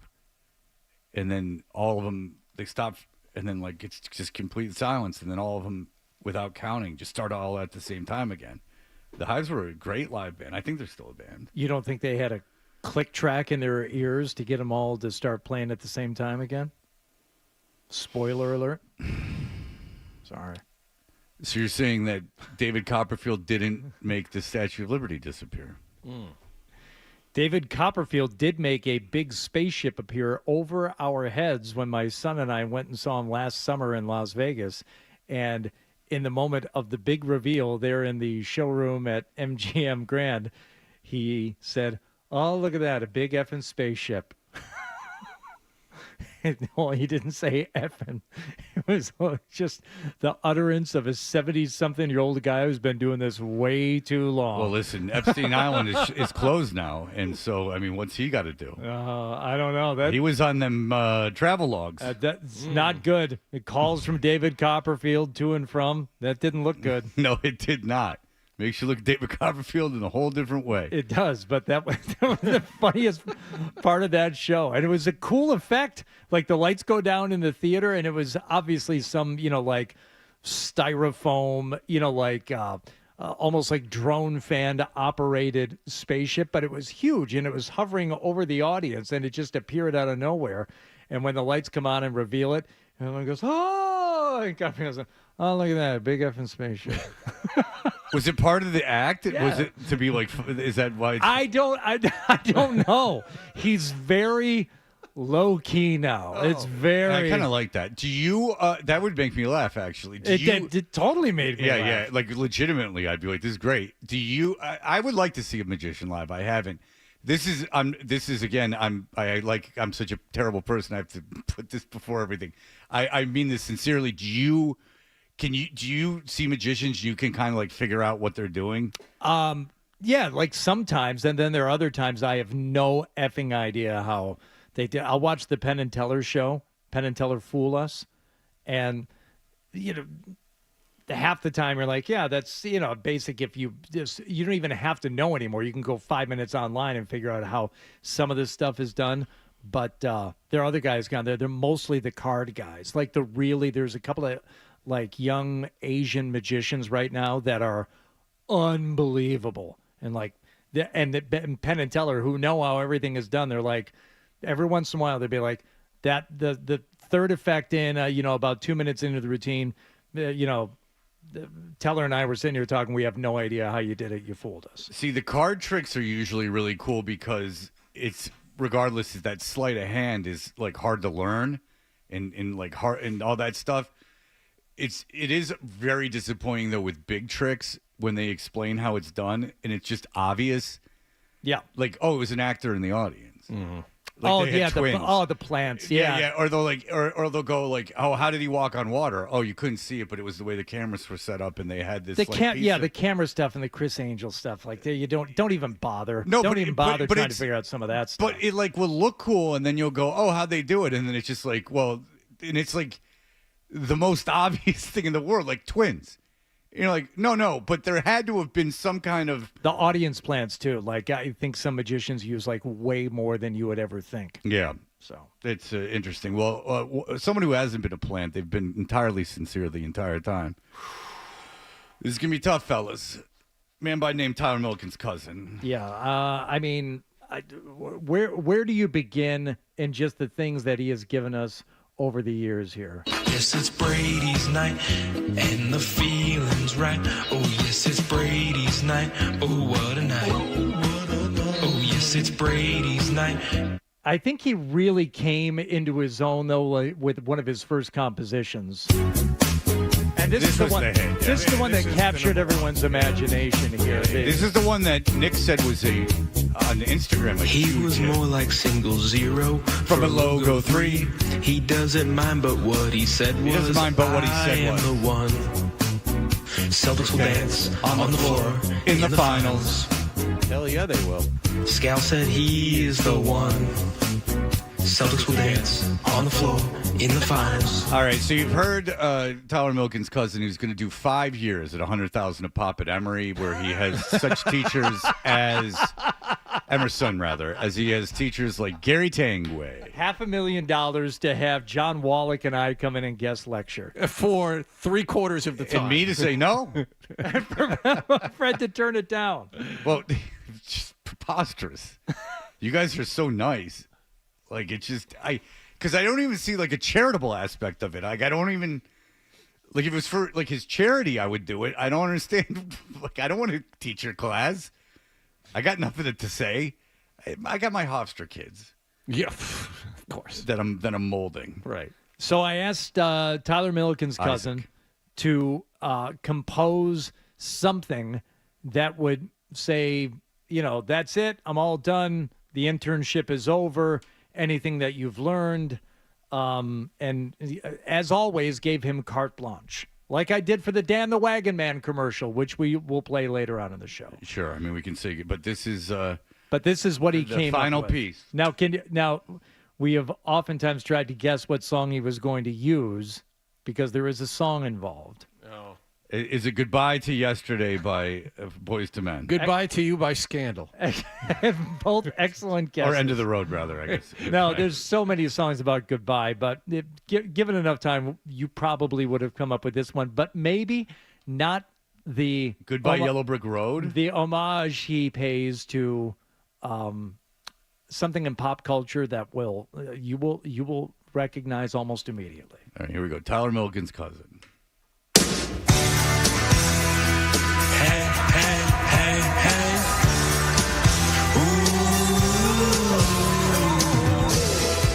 He had to keep that in.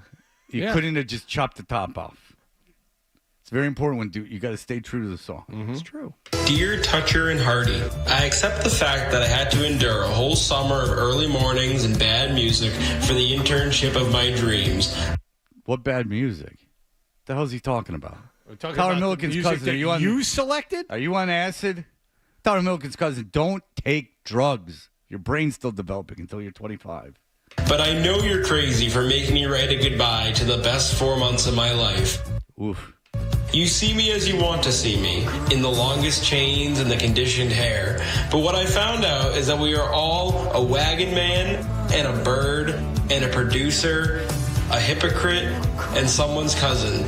Does that answer your question? Sincerely yours, Tyler Milliken's cousin, Matt Mitchell. Don't you forget about me. Don't. Who's Max Mitchell? Don't you forget about me. As you walk on by, will you call my name? I don't know who this Max Mitchell fellow is or whatever, but Tyler Milliken's cousin, who's the hypocrite? Yeah, that's what I want to know. Who's the hypocrite? Am I the hypocrite, Tyler Milliken's cousin? He's shaking his head yes. Yes, you are the hypocrite. I believe that was reference to you saying you hate when people tell you that your experience is wrong, and then as a matter of habit, tell everyone that their experiences are wrong. No, it was big head shake there by Tyler Milliken's cousin. That's exactly what it is. Tyler Milliken's cousin. That's all you learned, huh? Was the magnesium thing where the lady from the station down the hall thinks that magnesium knocks her out? Yep. And all of you took her side like maniacs? Tyler Milliken's cousin. I'm gonna just say that you couldn't think of anything. You felt like everything else was so over the top positive that's what you came up with. Oh no! That's right, Tyler Milliken's cousin. But much like Anthony Michael Hall at the end of the Breakfast Club, he encapsulated his feelings in that was a mini essay, essentially, that he shared with us. Yeah, it was very nice. And I heard when he's walking out of here, he's gonna jump up with just one fist raised in the air. That's right. And then he's gonna sit there for the end of time our minds. Is Nick going to take one of his earrings out and then place it in Tyler Milliken's cousin's hand and then close his hand and then give him a kiss while his father is sitting in the car watching? That's a really odd part of that movie. Well, Tyler Milliken's cousin did hold up a pair of this girl's panties. Oh, no, I crossed movies. I apologize. All right. Don't you forget about me. All right. Well, we won't forget about. Thank you, Tyler Milliken's cousin. We'll say goodbye to you at the end of the show. But the David Lee Roth show, with the 15th anniversary of the station, and the station having done so well, what happens when things do go sideways? What is the other end of the spectrum when you launch something new? We will explore that again in just a moment. Thanks, Sarah.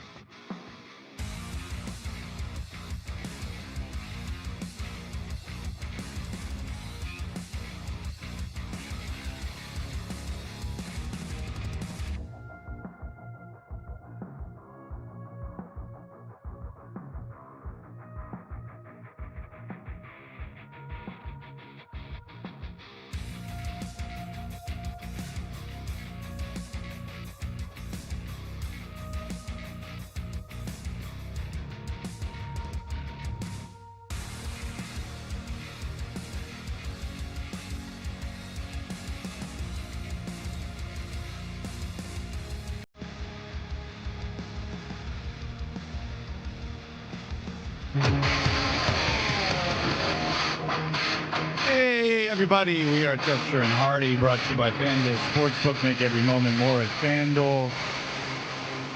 You can watch us on YouTube. Search 98.5 Sports Hub on YouTube. You can also call 617-779-0985. A couple of days ago, the station celebrated its 15th anniversary. You can see all these documentary-style videos. They're quick. Up at the YouTube, search 98.5 The Sports Hub. And, you know, I guess we all take for granted, I certainly do, how, you know, in retrospect, how well the station has done. It's become a very big station. And at first, I think everyone doubted everyone that was on the station. You know, there was a lot of talk. And then when Odyssey bought CBS Radio, they had a choice to keep the other sports station or us, and they chose the other sports station, which was a colossal blunder. And so, like, this station has been written off several times, but nonetheless, it has succeeded, and I guess it's easy to take for granted because there are instances, lots of them, hundreds and thousands of them, that you know, things can go sideways. For instance, when Howard Stern, who is the great Howard Stern, who when he left terrestrial radio, it shouldn't be called terrestrial radio. That was a very good marketing job by satellite. When he left the FM dial to go to satellite radio, there was a gaping hole in the CBS programming for male-oriented stations. So they could have gone to cities like Chicago, Detroit, New York, Philadelphia, you know, little small towns. Yeah. And San Francisco, Los Angeles. They could have gone, you know what? Let's take talented people and put them on in these individual markets. It's hard enough to be number one in New York, let alone being number one in New York, Chicago, and L.A., which Stern wasn't, by the way. I mean, Stern wasn't. But he was number one in New York and Los Angeles, I believe. But who knows? But he certainly wasn't in Chicago. So he even couldn't do it. So what they did is they said, you know what? Let's get a guy from the smallest city that we own, Cleveland, and give him Chicago and Detroit. Let's take Adam Carolla and give him Los Angeles and the West Coast, which was good. Adam Carolla had a good show. And then let's take a guy who's never done radio. Give him Stern's hometown station and the entire rest of the East Coast, including Boston and Philadelphia. Hopping and bopping and popping, baby, with the boss bed for the top of the pop, smash gold with the timely tunes for those with a textured taste. Shut up, Dave. No time to waste. They took David Lee Roth, who's a lunatic, and now he. Who said that? Whoa! Who said that? Hey! Whoa! Hey! Who said that? So they took this lunatic. They auditioned him like for a week of evenings at the WZLX. They did him a week of evenings, and then they decided, you know what, this guy's good to go. Let's give him a morning show, and this can go real bad if you get the wrong show. Mm-hmm. So some people burn their candle at both ends. Some people burn their candle at the middle. And some people take a flamethrower to their candle, right? Now, I never heard David Lee Roth because he was not on Atlanta. Howard Stern was not on Atlanta. So he was on here, though. It was glorious. So, but for years, I tried to find the audio of David Lee Roth, and I couldn't. I went through the library at WBCN where they had concerts, like the Tubes from 1971, reel to reels. I couldn't find anything. They had gotten rid of all the evidence. It's not on YouTube, or it's very difficult to find on YouTube. And Hardy, what do you have for us today as we go back in the history of the radio? So again, thank you to Jack Gill, who months ago we were talking about this very same topic, and he said he not only listened to all 4 months of that disaster, but he found almost the entire archive of the shows that are still available. And he gave me this, it's almost like a dark website, but they have all of the shows segmented into hours, and it is. I mean, when we listened to this the first time, Fred, we listened to just the first show, the first day, and when he first signed on the air.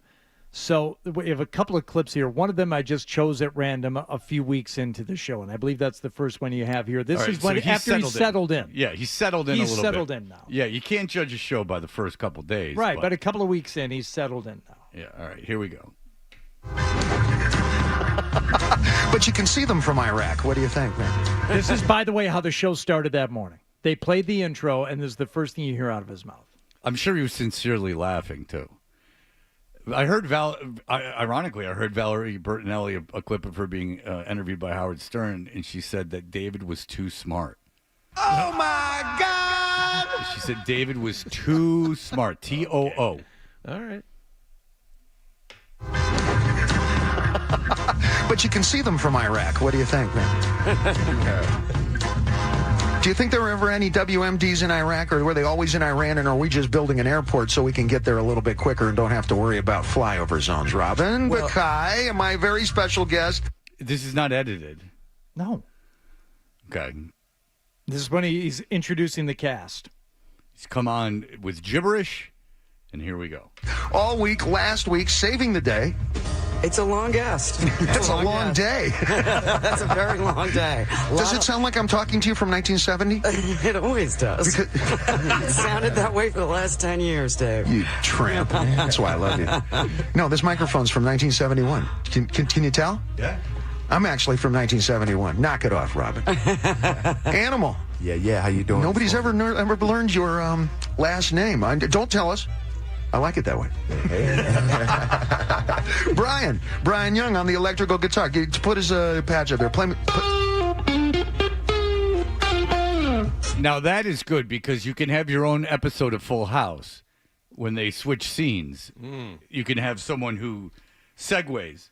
First month or two of the show, he had a guy in there with a live guitar who was just potted up all the time, would just, play some tasty licks. Yeah, like when on the Brady Bunch when they would go and they would go to like the next scene. Yeah.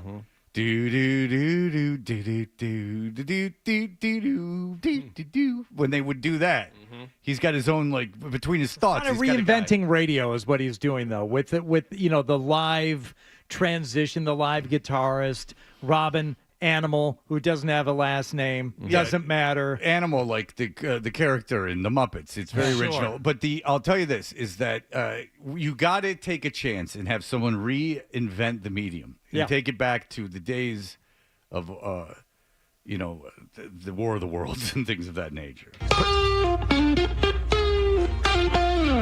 What's up? I love that. He's live in the band. I told him, I said, Brian, what we're going to be doing now is something between the guys in Led Zeppelin and what Letterman and Schaefer do for a living. He's a one-man band. This way, I've invented a whole new genre. Instead of like a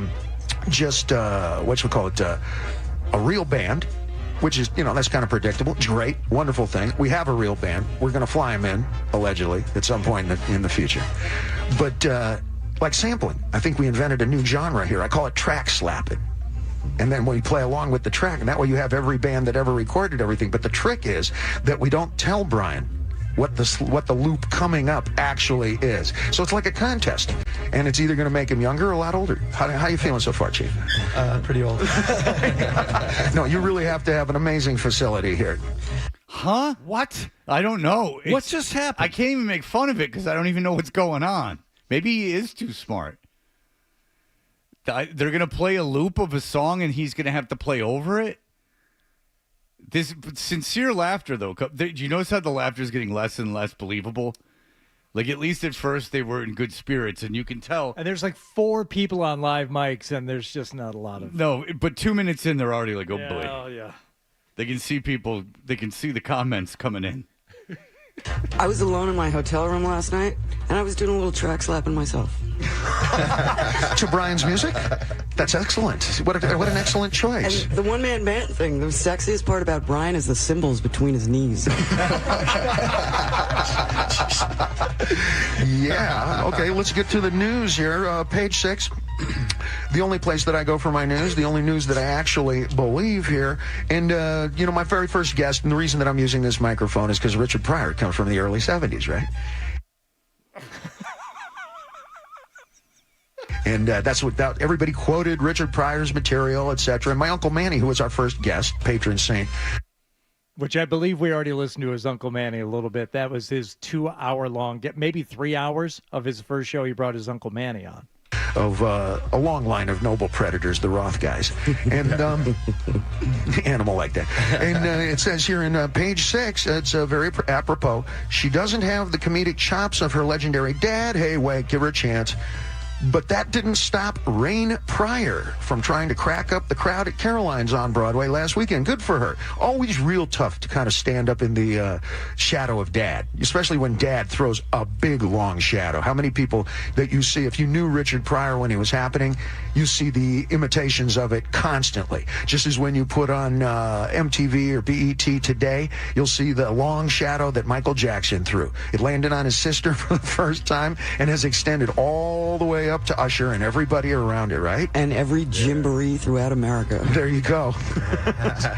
Rain Pryor from trying to crack up the crowd at Caroline's on Broadway last weekend. Richard Pryor's daughter describing her mixed ethnicity. Okay, she's talking about her I guess her color. Her mixed ethnicity during a surprise set said her father had a weakness for white women. It's called WWD, she quipped. White women's disease. My father loved white women. O.J. Simpson loved white women, and Michael Jackson is one. Turn up the music.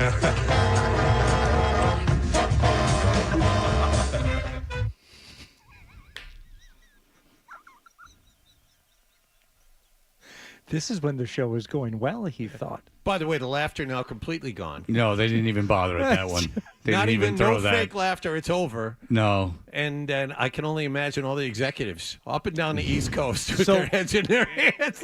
That was a written joke that the setup was 3 minutes and 48 seconds for. Now, Mike and I both listened to these last week, and maybe we saved this for tomorrow, Mike, but the second clip that we have is the one that you found fascinating because this is when the show starts to go bad. And the other clip that I found was the day after they had pulled the show off the website, and he was starting to get upset. He hadn't completely shut down. At some point he shuts down, he just won't do anything. But this was the day after he gets his first real talking to, and the opening 20 minutes of that show, which I skipped over the first 15. The last 5 minutes of the opening segment are fascinating from that day. I don't like playing these things in a way, and I'm being serious, because it makes me self-conscious about that maybe this is more difficult than I believed. Because it going that bad, like just having an open mic in front of someone and it going that bad, like that bad, that ill-conceived, it makes it seem like the blank canvas is more like a tightrope that you're walking. Whoa! Whoa! I mean, he really was bad. That's the worst radio show I've ever heard. Yeah, it's like, and they put him on in Boston, New York, and Philadelphia, just to name a few. Phil, go ahead. Oh my God! I just wanted to say the amount of gold that this show produces, you could play clips for it once a week for forever, basically, and it'd still be entertaining. But the main point I wanted to make is that if you told me that this decision was made in the late 70s or early 80s, in the era of like payola and A&R men with briefcases and like cash and cocaine, I would totally see it. But this was done in the modern radio era, essentially. The corporate era. The corporate era. You know, I'm in my mid 30s. And this was done in my lifetime, and I can't believe it. This is hundreds of millions of dollars on the line. The guy from CBS at the time went on Stern. You can watch it on YouTube. A listener sent me the link. And the guy's defending himself, not for David Lee Roth. He admits that's a huge mistake. But like his ideas that he gives Howard that didn't work out because the people turned him down, he's giving as evidence of like he was really on the ball. And he went to Trey Parker and Matt Stone and said, do you want to do why don't you go to someone in radio? He went to, what's his face from The Daily Show? Jon Stewart, not to do the show because he knew he wouldn't, but to produce the show and like put guys on it. Yeah. Why did you not just take people? You own every radio station in the country. Take someone from the radio, just like Howard Stern was. Just like Howard Stern, you hired from D.C. and you put him on WNBC. Everyone's read the book or seen the movie. Why don't you? Howard Stern, the star you're replacing, is a guy who has done nothing but radio. You know what I'm saying? Until he became famous. He's a radio guy who became famous and then did other things. They have so little respect for the medium. They just really, again, I don't know how EEI had all those egos, John. I mean, you're constantly, they have a company that owns radio stations for a living. And what they did is they said, people in radio are all idiots. Let's put on, and by the way, the Corolla, the guy who came up in radio, was the only guy out of the three that did anything. That wasn't a disaster. Whose show I used to listen to streaming. The caller's right, though. The fact that this happened in our lifetimes, this is like how our parents and grandparents talk about segregated schools and separate drinking fountains. This is, believe it or not, they put that show on the air while we were adults. This happened. How long was the total run? We witnessed it. Less than a year, 4 months. 4 months. 4 months. But, it got us to Boston. Yep. David Lee Roth's failure got Opie and Anthony in mornings and us in afternoons. They were scrambling so much they hired Opie and Anthony, who they had fired for the Sex with Sam thing. Yes. They turned around and hired them back. Why didn't they just put Opie and Anthony on in the beginning? At least they're a radio show. Oh, my God, was that dumb? And it's aggravating me. And you know what else was happening around that time? The Whoopi Goldberg experiment, where CBS also put Whoopi Goldberg on a bunch of radio stations. Right. That was a colossal failure. Ugh. I don't know how anyone at that station had that big an ego. It's really something. I don't know how you could be in this business. It is a mystery. It is. Yeah. It's crazy. Yeah. Because I can tell you, the people that own the companies don't think you're a star. I got news for you. All right, we'll be back. Our good friend Dave Richard joins us. You're listening to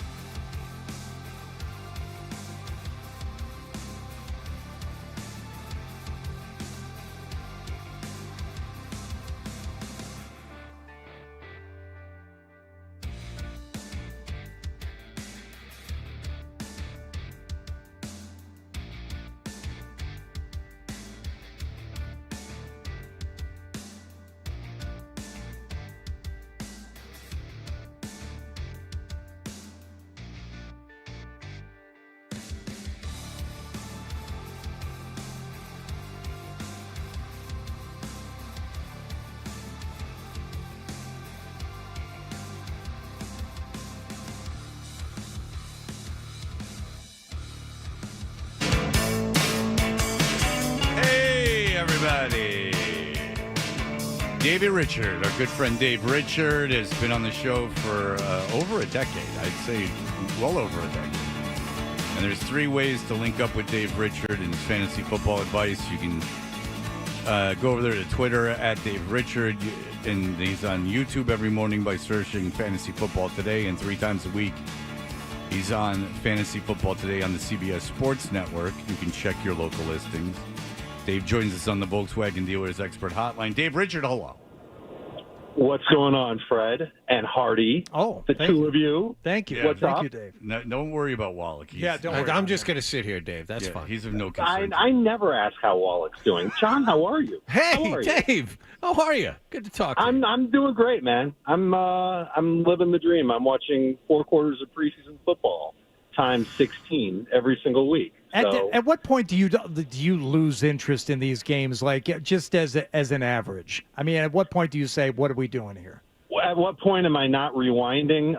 Probably by the time third stringers that are going to get cut are in the game and they all look the same. And my wife's like, what are you doing still watching these guys? And I'm like, I'm doing my job, but still I got to, eventually come down and do the laundry or whatever. But for the most part, that's when I start to lose interest. And also, there are a lot of times where teams like the Eagles and the Patriots just got done with the joint practice.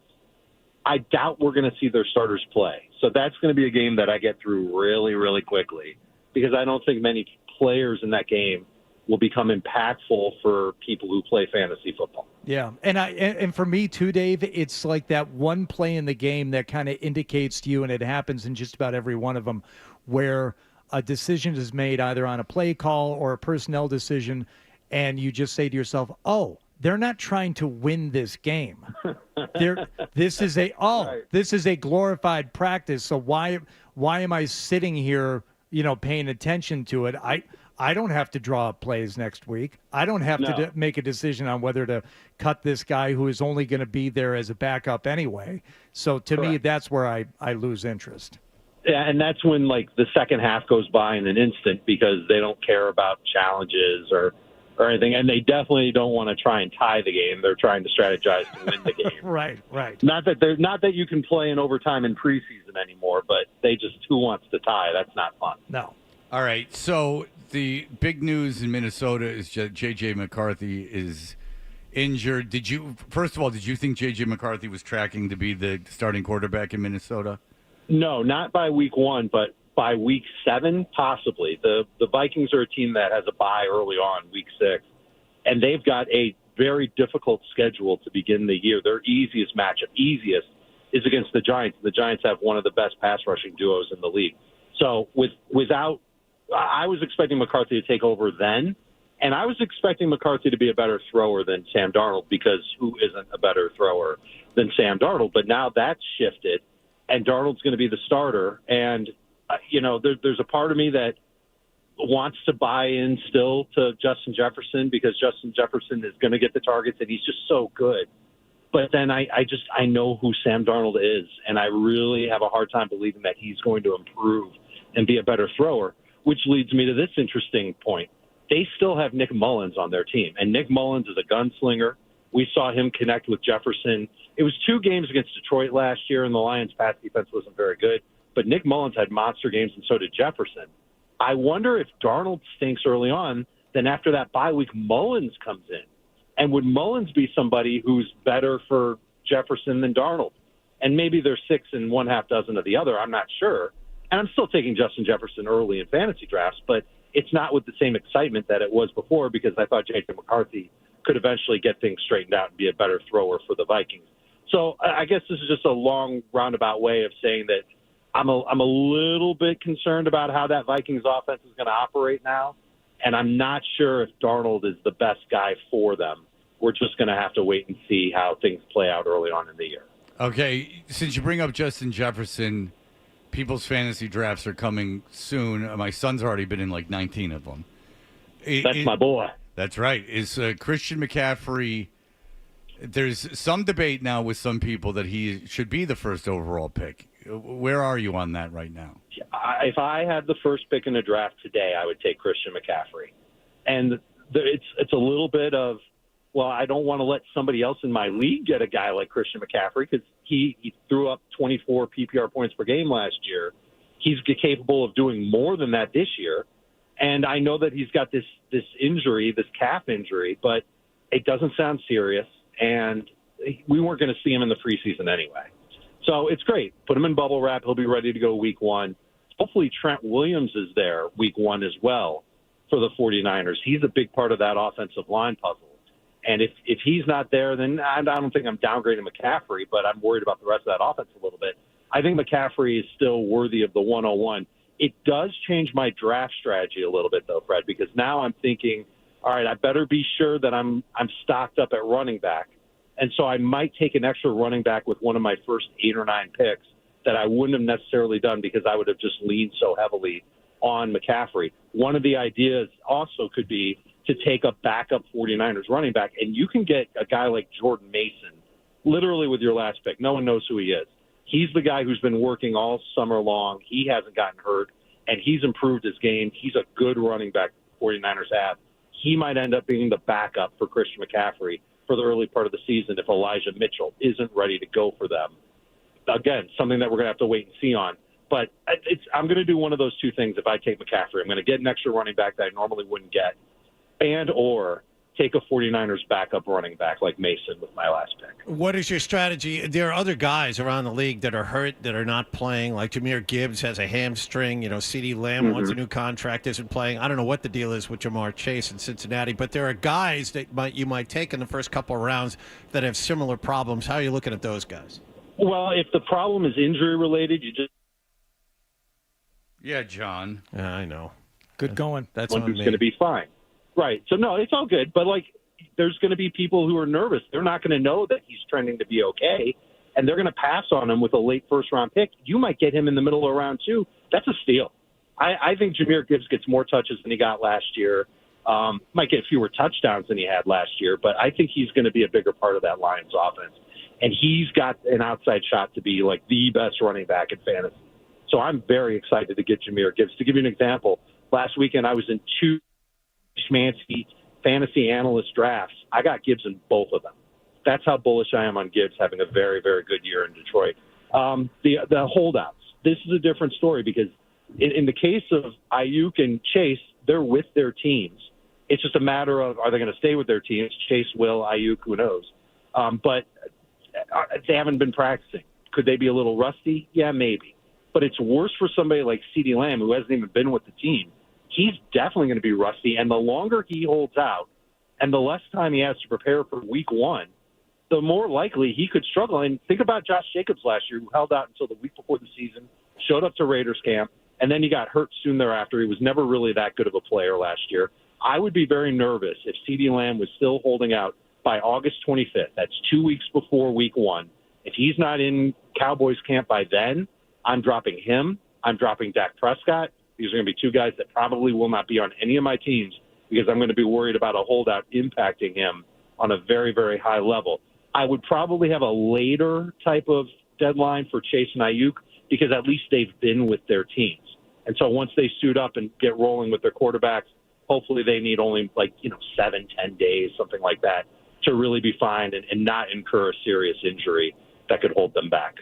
I would never ask you to encapsulate the 10,000 words you wrote about rookie quarterbacks and how they could impact your fantasy draft day. But if you could, dumb it down for me, the overall takeaway when considering rookie quarterbacks for the draft. I think that we know the 2 quarterbacks that have a chance to really be good this year. And the first one is Jaden Daniels, who I'm fortunate enough to see practice today in Miami. He's my favorite one. He's my favorite rookie quarterback this year because of what he can deliver as a rusher on top of being a passer. He's a polished passer.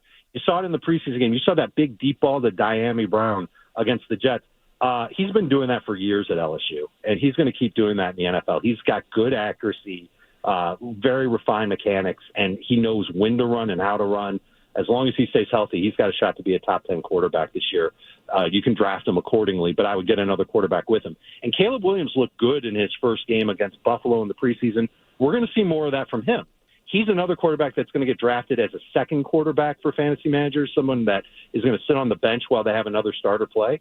But you know those weapons that he's got in Chicago from DJ Moore, Romo Dunze, Keenan Allen, Cole Kmet. Yeah, those guys are going to catch a lot of passes, and that's going to help Caleb Williams put up good numbers. And he's going to have a sneaky high amount of rushing touchdowns this year. Not a lot of people catch this, but last year at Southern Cal, he had 11 rush attempts from the goal line. He scored on 9 of them. He's good in that role, and that's something that will hurt the Bears running backs. It'll help him. This could be a dude that ends up with 30 total touchdowns by the time the season's over. And you can get both these quarterbacks round 8, round 9, round 10, somewhere in there. Awesome value, huge upside, not much risk. Exactly what you're looking for in a fantasy pick. And it is interesting. You kind of led off by saying, like last year, maybe this wasn't as much of a conversation, but because of C.J. Stroud, maybe there's going to be more attention paid to it, even if it's a later round pick, because there's obviously some value there, or at least there was last year. It's true. The difference being that these quarterbacks were just much more ballyhooed than Stroud and Bryce Young were. Yeah. And I was a Stroud guy, and Stroud had a very solid preseason, but the way that he took the league by storm was something that no one really caught on to, and not a lot of people drafted C.J. Stroud. I didn't think it was necessary to do, because I just didn't think that he would put up that type of production through the air in his first year in Houston. But he did, and he was great, and fantasy managers won with him. And I think that that's kind of helped build excitement for the quarterbacks that are rookies this year. But they also, everybody knows that these quarterbacks are really, really talented. They're not going to take anyone by surprise. So that's why. It felt like last year you didn't have to draft Stroud. You could always pick him up off the waiver wire. This year you're going to have to draft Daniels and Caleb if you want them on your team. They're not going to be waiting on the waiver wire for you like Stroud was. All right. Well, listen, that's a lot of information, Dave Good stuff. Richard. Good stuff. Dave Richard, you're always a pleasure, sir. Enjoy Jayden Daniels. Enjoy the Dolphins camp, and we look forward to talking to you next week, as next week will be the big one before Lockhart and I's and John's big draft. And now your strategy has been lately to just auto draft, is it not, Fred? No, it is not. Last year I did my draft, I think. Oh, you actually did? And where'd you finish last year? Not good. Not good. Okay, I'm not good so at the fantasy. auto draft is back. Yes, indeed. It's very good. Nothing wrong with it. All right. Thank you so much, Dave Richard. We appreciate it. It's my pleasure, lovely. fellas. Thank you so Take care, much. Dave. I just saw something very disturbing on television that we can talk about briefly. Oh, no. We will talk about that in just Are a you moment. okay? How disturbing? I mean, I'm going to tweet about it. Oh, Jesus. I mean, that disturbing. Okay. Wow. I'm going to turn it to 10 Wow. and take it to social media. Here we go.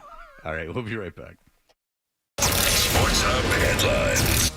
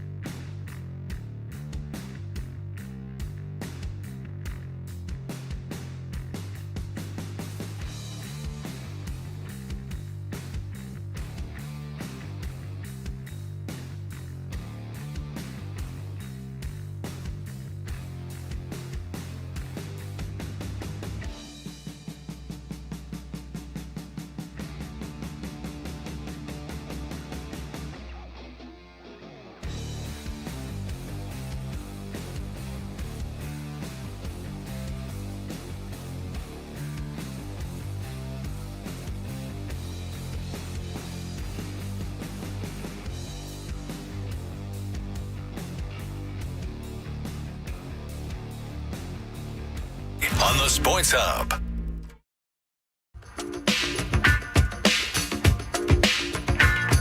I don't know if this should be concerning to anyone, but we are Toucher and Hardy, 98.5 The Sports Hub. You can know this, that we are brought to you by FanDuel Sportsbook. Make every moment more with FanDuel. I don't know if this should be concerning or it's just annoying for some people, but there is no water available. Yes, I found this out last hour. No water anywhere on this floor. Yeah, if you want to go, well, we don't know. Just in the offices of Beasley Media Boston. Yes, Dan. But when you say no water available for drinking purposes, there is no filtered or other kind of water like that. So there is tap water.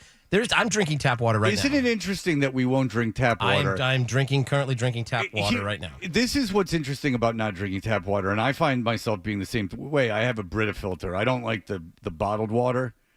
I think that's even too gluttonous for me, the garbage that causes.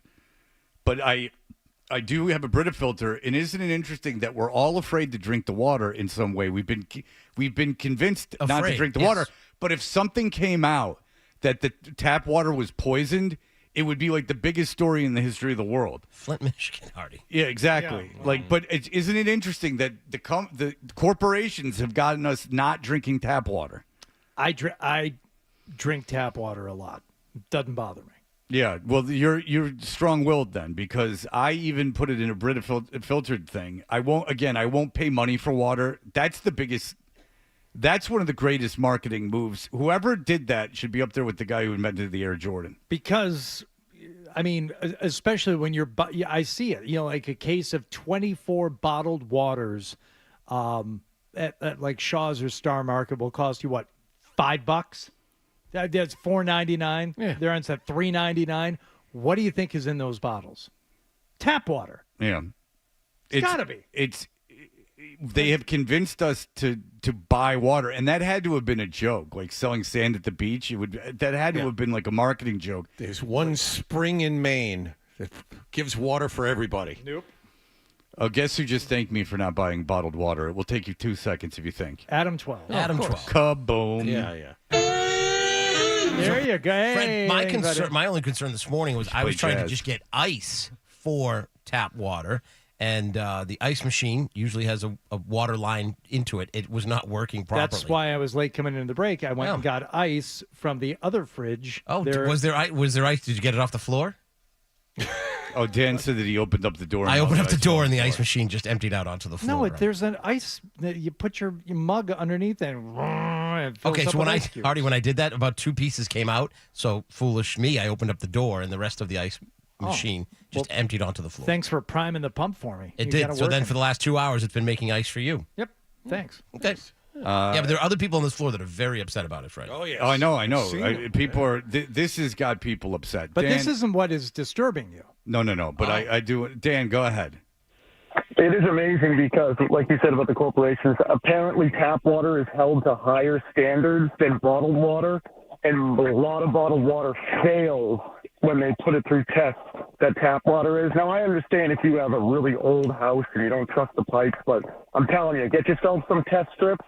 Your water, especially in Boston, your water is beautiful. I'm telling you. How about that? Yeah, I know.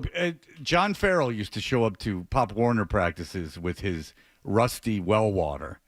He was one of the dirt road kids. I thought you meant the former Red Sox manager. No. I swear to God, I thought that's what you were talking about. It's like, he's just going. Your kids play ball? He's just loving ladies. He's too busy slipping it in. But I'll tell you this, is that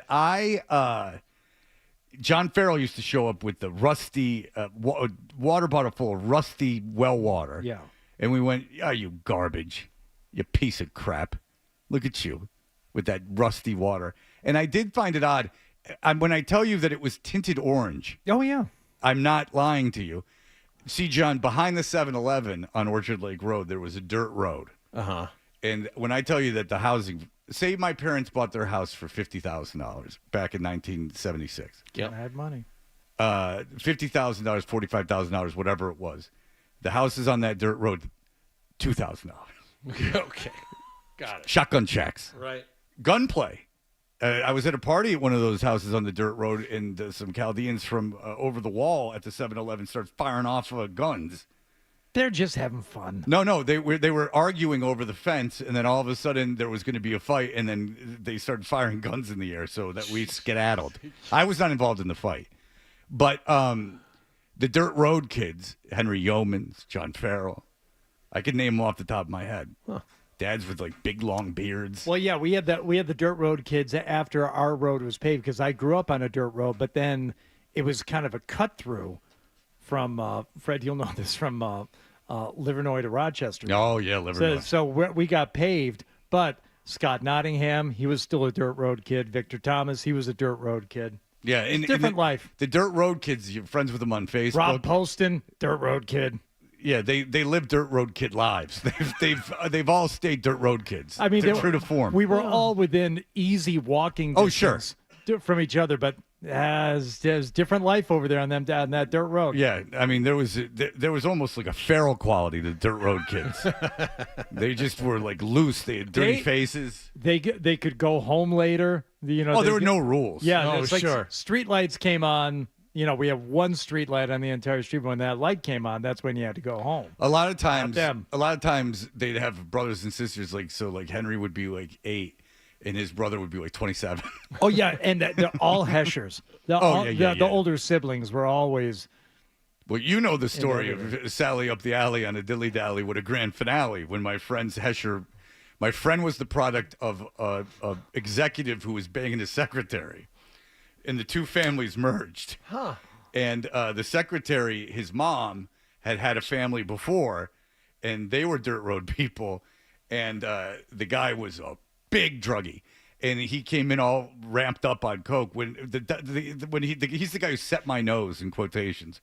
And he just kept going, Sally up the alley on the dilly-dally with a grand finale. Sally up the alley on the dilly-dally. He's hopping and popping and popping, baby. With he's the boss maniacally laughing, just throwing that out there. Just going nuts. Just having some fun. Good times. Yeah. Yep. The dirt road kids. So if you have well water or a septic tank that could bleed into your water supply, I suppose. Yes.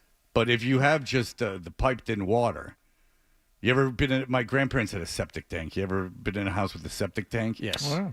My cousin used to pump septic tanks. His job was to literally pump poo and pee, out of the ground. Mm-hmm. And that was all he did all day, is he would go house to house. Whoa! Whoa! And that's what he would say. That was his business was just called WHOOOOO WHOO. And then went, whoa! Yeah. It's like if you got a bunch of dumps laying around, called whoa! They're the best in town. Oh my God! Yeah. Can you smell that? Call us. We pump crap. That and crap really don't rhyme. I apologize. I've done better work. Kendra Middleton is here. What a lovely day for Kendra Middleton to come in. I never found out what was so disturbing to you. I will tell you because it was. It's a big tease. I was interested to find out. Yeah, it's something on TV disturbed me. And Hardy, you and I have talked about this before. We'll be able to relate to it. I'm interested if Kendra will be able to relate. John, you've participated in a discussion about this. It's not about the birds and the bees. It's about. It's about something actually bad that happened. Not here in Boston, but I did see a report on it. So we will have that for you in just a moment.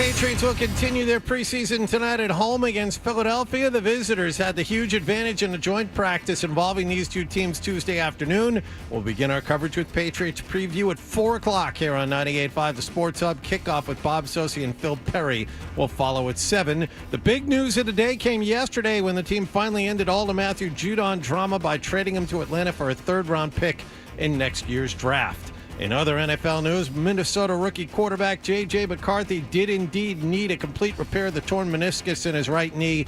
He underwent the procedure yesterday. He is out for the season. Red Sox lost to Texas 9-7 in 10 innings at Fenway Park. Alex Cora's team led this one 7-4 headed to the ninth, and then Wyatt Langford hit a 2-out game-tying 3-run homer. We needed that out to give us a chance. We did our job, and then we brought in Wing because he throws strikes, up 3. He's going to throw strikes. We were one play away, one pitch away from finishing the game. It just didn't happen. Jonah Heim added a 2-run shot in the 10th to keep the Sox from a 3-game sweep. They're 2 games out of a playoff spot now. They're in Baltimore tonight, and the NBA will release its full regular season schedule at 3 p.m. Eastern time this afternoon. Sports Hub headlines are brought to you by the Wilbur Theater. Comedian Tom Segura is coming to Boston on his new tour, Come Together. It's Friday, February 14th at TD Garden. Tickets are on sale Friday at 10 a.m. Visit Ticketmaster.com. I'm John Wallach at Boston's Home for Sports, 98.5 The Sports Hub. Your next update at 9:30.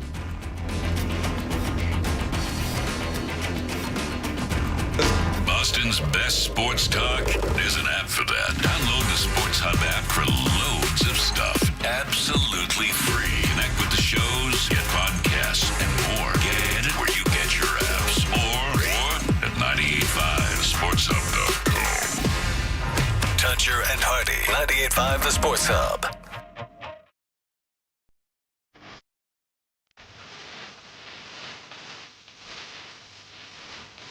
Hey, we're Toucher and Hardy, brought to you by FanDuel Sports Book. Make every moment more with FanDuel. You can watch us on YouTube. It's very exciting every morning, and then it's up there all day. Search 98.5 The Sports Hub on YouTube, and then you got to subscribe. It's the algorithm, man. Kendra, who's very nice, noticing I am wearing a collared shirt and asking why, appreciating the dress up, unlike Hardy and Dan, who have been very critical of me. But I am going to an academy after this. My son has an interview in an academy. I got to go to the academy. Do they know that he's over 6 feet tall and that he can almost dunk? He can dunk. Can dunk. Not almost anymore? Kendra, do you think Fred is in any way, shape, or form really, honestly, authentically dressed up? Not even for him. Compared to the usual. All right. There it is. That's why. Which is why I noticed, because he's not in these things. Yeah, he's not in a t-shirt and a hat. I'm proud of you. Kendra. Good for Thank you, Your hair Kendra. is even combed today. I showered and washed my hair yesterday. Usually I don't shower on Wednesdays, Kendra. Those aren't days. You have a shower schedule? The days that I've exercised, I go to the gym. When I go to the gym, I'll shower. Good for you. I'll shower because of the sweat, but because of you, I don't wash my hair very often. Good, you shouldn't. Your advice really did have an effect on me, and I don't, because you have very long hair, so I said I'll take it from her. It's the one piece of advice you've given me, Kendra, that I follow to the T. Thank you. All right, so I'm watching television. Hardy's probably talking or something. I'm watching television. I'm distracted. And it's this. When I speak, you look at the TV. You look at anything else to just anything. focus on. It's my mind is going in 100 different directions. I need to multitask. No eye contact. I don't like. Just for the radio, I don't like making eye contact because I'm talking to an audience. Like Howard Stern would look at Robin, and that was his audience. I like looking at. Sometimes I'll look at the wall man because he's right in my line of sight. Yeah. I'm just going to stare down. You've already looked at me way more than anyone else who's looked at me. That's creepy, man. That's yeah. The amount of you just looked at me supersedes 17 years of looking at me. So anyway, there's this woman and her 2 kids, and they're young kids, and they're on TV. And the reason they're on TV is because her kids were attempted to be kidnapped. Now you say, oh, well, I've heard that story before. What if I told you there's a Ring camera of it?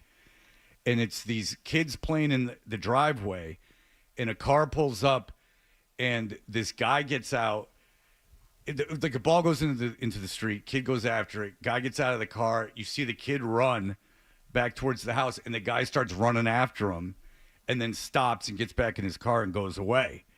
So it's like you're seeing the really disturbing part about it was the guy like coming after the kid. You're seeing the guy like physically running after the kid. And when you think of kidnappings, don't you usually think of like separated parents and like a parent, like aren't they mostly like the parent of one of the kids like takes the kid? Oh yeah, I mean the Amber Alerts seem like they're almost always custody things. A custody thing, Right. And so that's bad, and I'm not dismissing that. I'm sure it's horrible, and it's terrible certainly for the kids. But it's not like that frightening thing, you know? It's not like horrific, or like I guess not horrific, but like super scary. And Kendra, do you know that when Hardy and I were growing up in suburban Detroit, that there was a man who was kidnapping kids and then killing them, and he was never caught? Why are we talking about this? Because I'm getting to something. Okay. So when Hardy and I did fun. I didn't. What year is this? This is 1962. Okay. No, this is the mid 80s. Okay. And so when you could have fooled me. I have no idea. Well, you know how old I am. You could do the math. It's the mid Probably 80s. not. I still count on my fingers. I'm from Florida. I can't read and I don't know math. You're not from Florida, and you went to Auburn. And I am from Florida. What do you mean? You're a citizen of the world. Okay, thank you. Are you calling me cultured?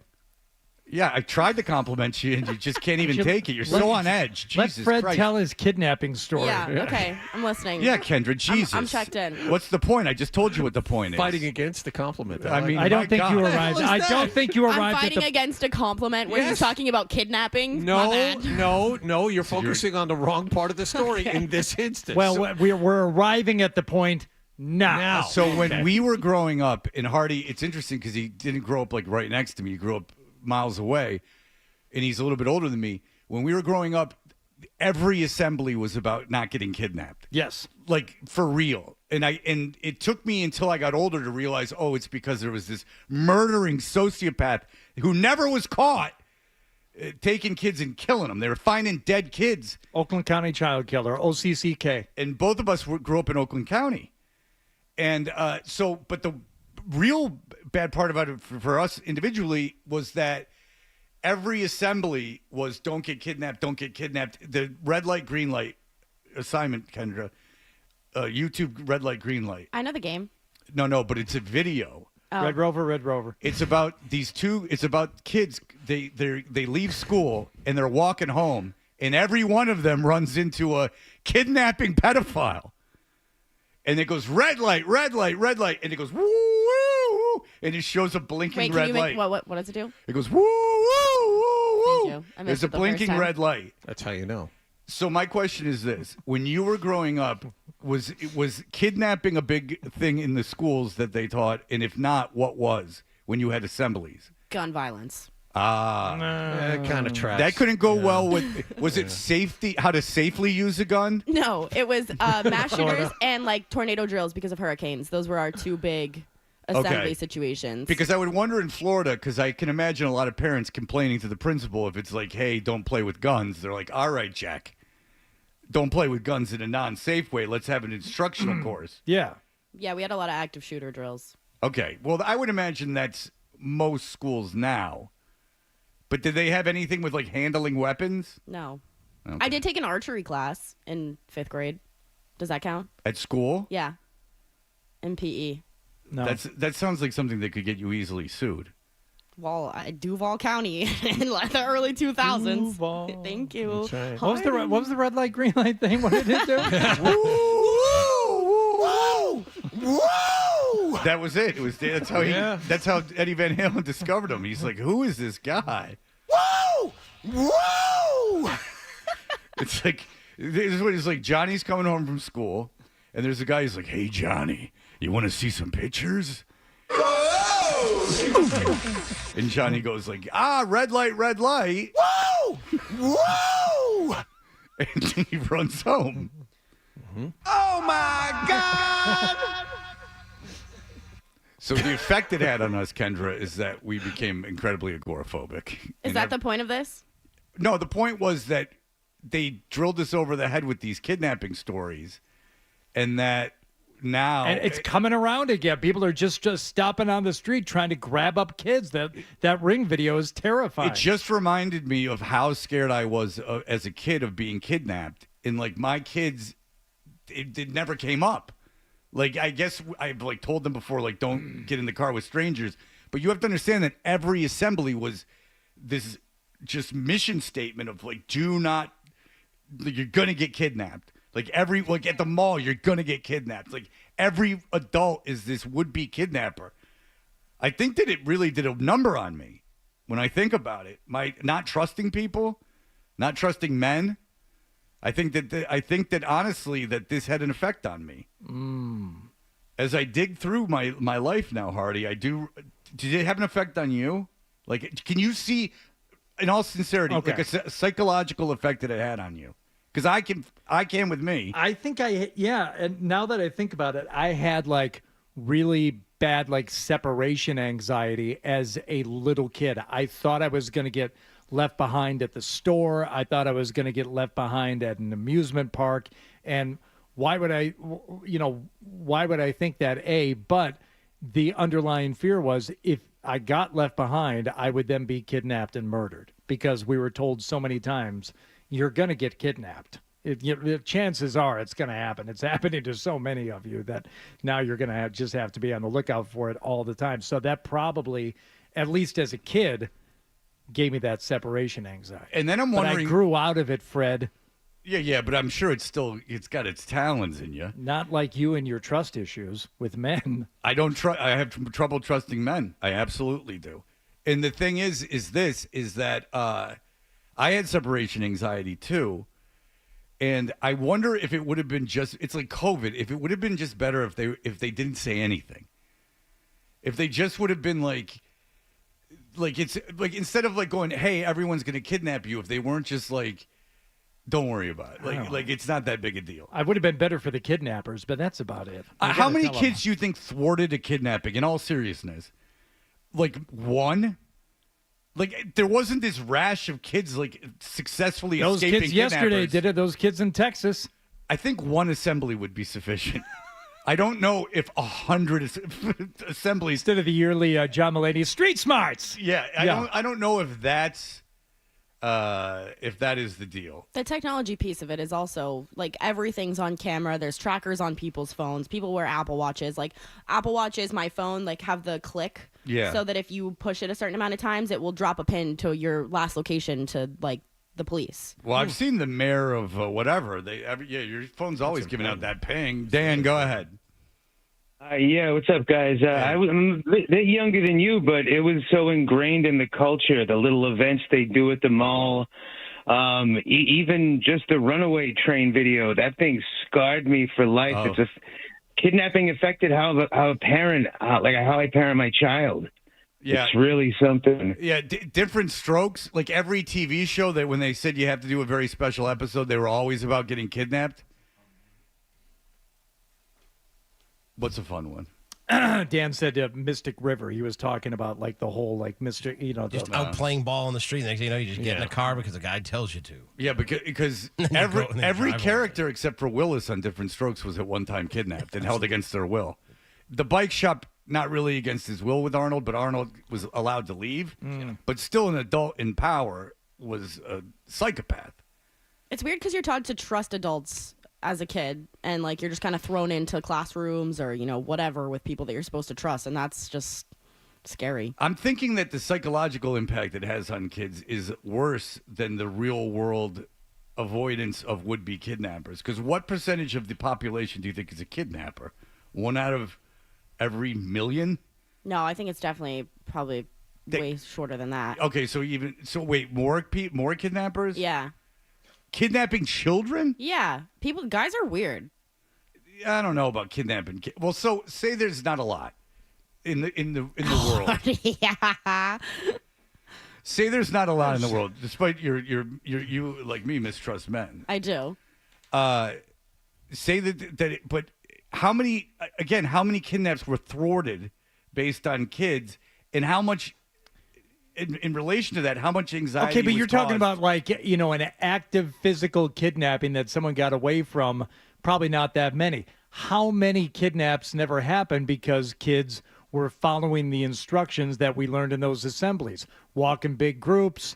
Don't stay out late after dark.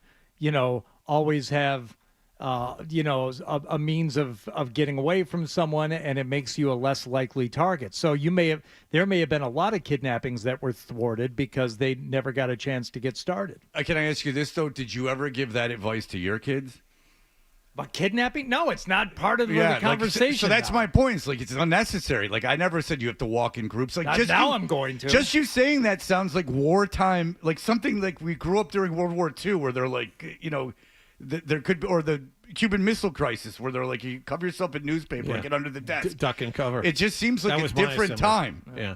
Yeah, yours was duck and cover. Mine right. was duck and cover. We were worried until about our the boys come home. To the Russians. It was the Red Scare for Wallach. We were worried about that. Yeah. No, I thought it was more of a German situation after Pearl Harbor.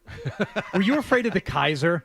Was that like the big boogeyman Had a for big you, Wallach? poster on the wall. No, Yeah. John just was like, if Stalin comes here, I'm growing a mustache. He's like, I'm going to be right in line with that guy. John's like, I'll go whichever way the wind blows. All right. Kendra Middleton is here. Hi. Hi. Every time I see the kidnapping stuff, it triggers something in me, and I think it's good that I talked about it. I'm glad that we unpacked your Do you trust feel trauma. better having spoken about this? You know what? Talking about pain does?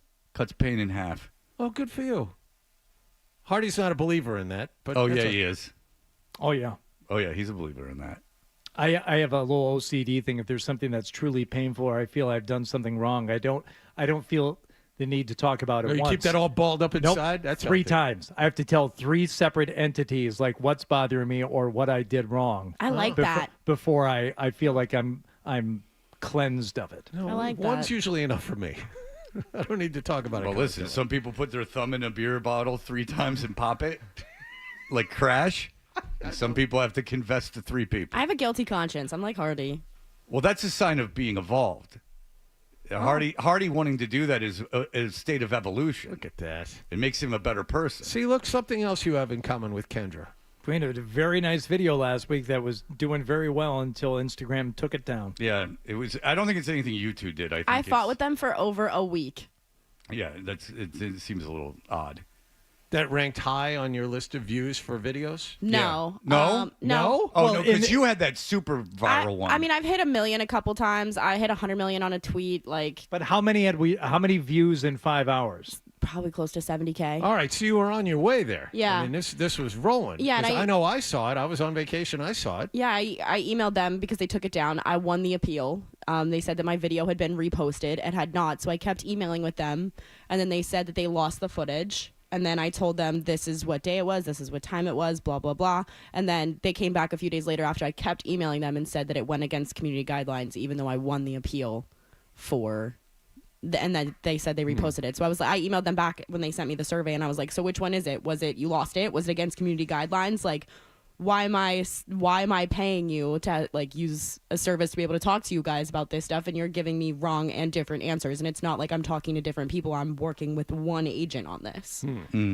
That's what happens that's why there's inflation. Big tech. Grinding the man to the ground. Just trying to use the system. You got hot takes today. I am on fire. I think it's because I'm dressed to I was going impress. to say it's a collared shirt. It's the watch. It's the polo shirt that you apparently had rolled up in a ball in the corner of your closet. No, I don't have I never bought an iron. I didn't get it in the door. Just shake it out, and when it comes out of the dryer, shake it once, fold it I don't put it properly. in the It won't dryer. look like I don't that. put it in the dryer. Just get wrinkle spray. Do you have it on you? Actually, I might. Oh, hell yeah. If it makes Here we everyone go. feel better, you spray a little wrinkle Would it spray. make Nick or Mike feel awkward if I told them to look in my bag Well, for a Mike's- bottle of I've pens? Mike Job. Nick already Have looked in your bag. Nicholas do it. Some guys are weird about going in girls' purses. Nick's not. They're way ahead of you. They've looked through that It's thing. already happened. They've already searched. Yes, can I put my head in it? All right, very good. We will be back in just a moment. We'll actually talk about the gambling.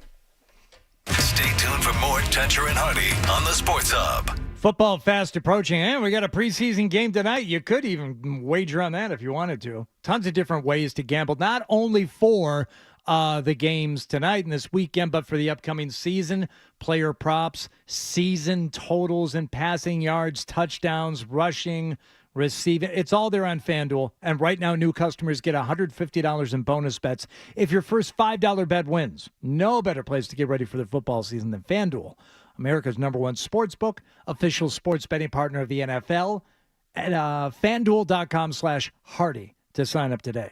21 and over and present in Massachusetts. First online real money wager only. $5 first deposit required. Bonus issued as non-withdrawable bonus bets, which expires 7 days after receipt. Restrictions apply. See terms at sportsbook.fanduel.com. Hope is here. GamblingHelplineMA.org. Or call 800-327-5050 for 24/7 support. Play it smart from the start. GamblingSenseMA.com. Or call 1-800-GAM-1234. Touchdown! Score big with Power Construction Roofing and Siding. They have 20 years experience serving the Boston area and raise the roof on quality and reliability with only the best materials and best warranty. Call their MVP team at 888-405-8908 for your free estimate today. Power Construction, raising the roof one home at a time.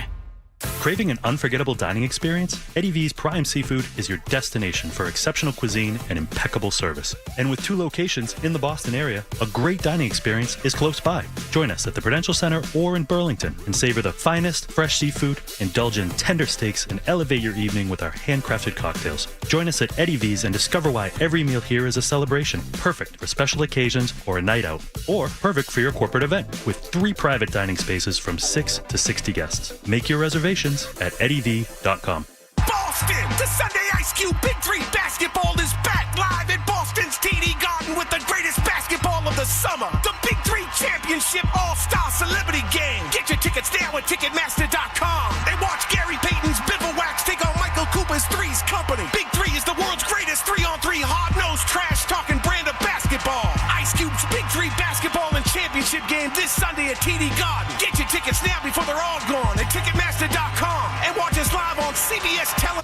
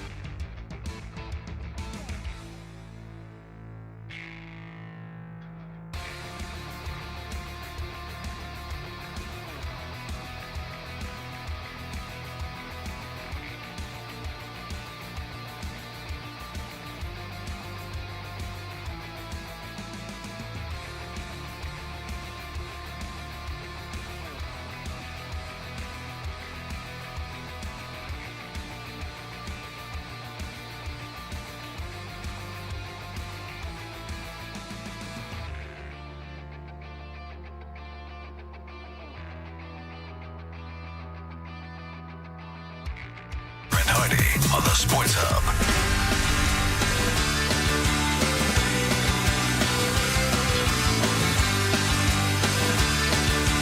Hey! We are Dutcher and Hardy. Kendra Middleton is here. I just want to take this one call. Jeremy, go ahead, Jeremy. Hey, guys. First, I just don't want to knock on anyone or any situation that someone was kidnapped as a child or anything like that. It's horrible. I just have a story about where there was attempted kidnapped on myself as a child in the 90s in front of my mom. I was with a friend and my mom in Toys R Us, and a man was following us. This is just what my mother told me when I got older. And throughout the story was following us. And at one point, she turned around and she saw his hand grasped onto my shirt, which I didn't feel, smacked his hand away, and then yelled for help, and the guy ran away. That is a horrible criminal, A. And B, a terrible, terrible story. Maybe that's why Toys R Us closed. Listen to brick and mortar. That one incident. Just, I feel like that's probably a common thing in Toys R Us. Like that, you know where the kids are going to be. The brick and mortar stores, man. It's all this. I blame Bezos.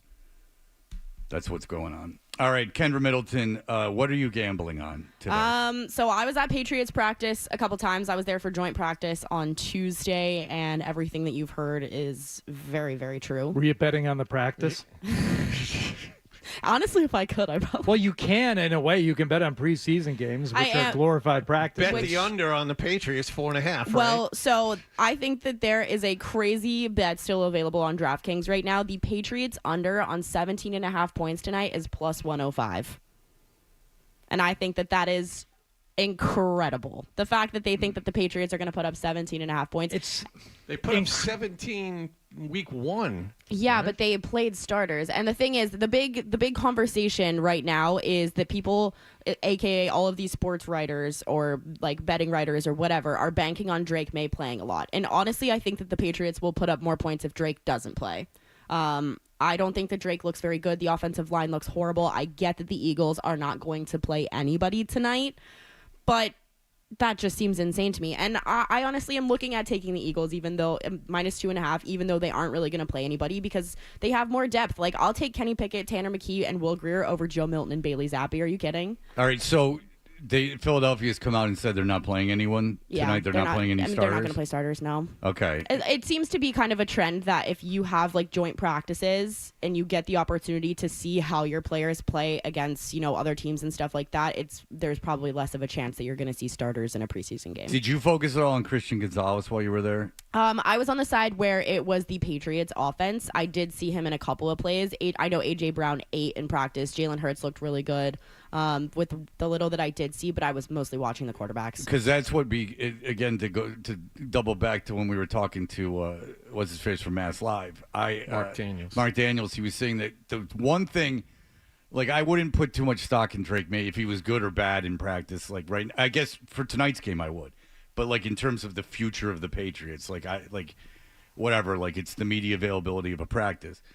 But the thing this year, again, is this is not going to be a good team, but you want your young core, your young players to show.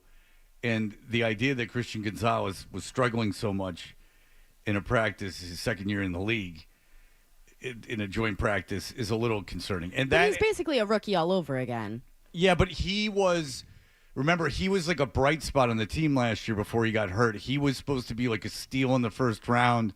Now we have our number one corner. We're set at that position. He very much looked like it that first month, especially against Tyreek Hill. I mean, he was great in college, and he played really well in the games that he was active for. But you can only put so much stock in that. You know what I mean? Like he didn't have a full season. I think he's going to be fine. It wasn't like a career affecting injury. How do you feel about under 30.5 total for tonight's game at plus 176? I feel alternate totals I'm looking at here. I don't love any kind of spread anything tonight, just because while I do it's just a total, isn't it? A spread. Or yeah, sorry, a total. I don't love any totals tonight, just because we don't really know what we're gonna get. Like, I think that the under for the Patriots is a solid move, just because Joe Milton's one of those guys. He can throw a long ball, sure, whatever. We know what we're gonna get out of Bailey Zappi. The best thing that the Patriots have going for them right now is the depth at receiver, I think, and the fact that we might get a chance at seeing that might help at a total.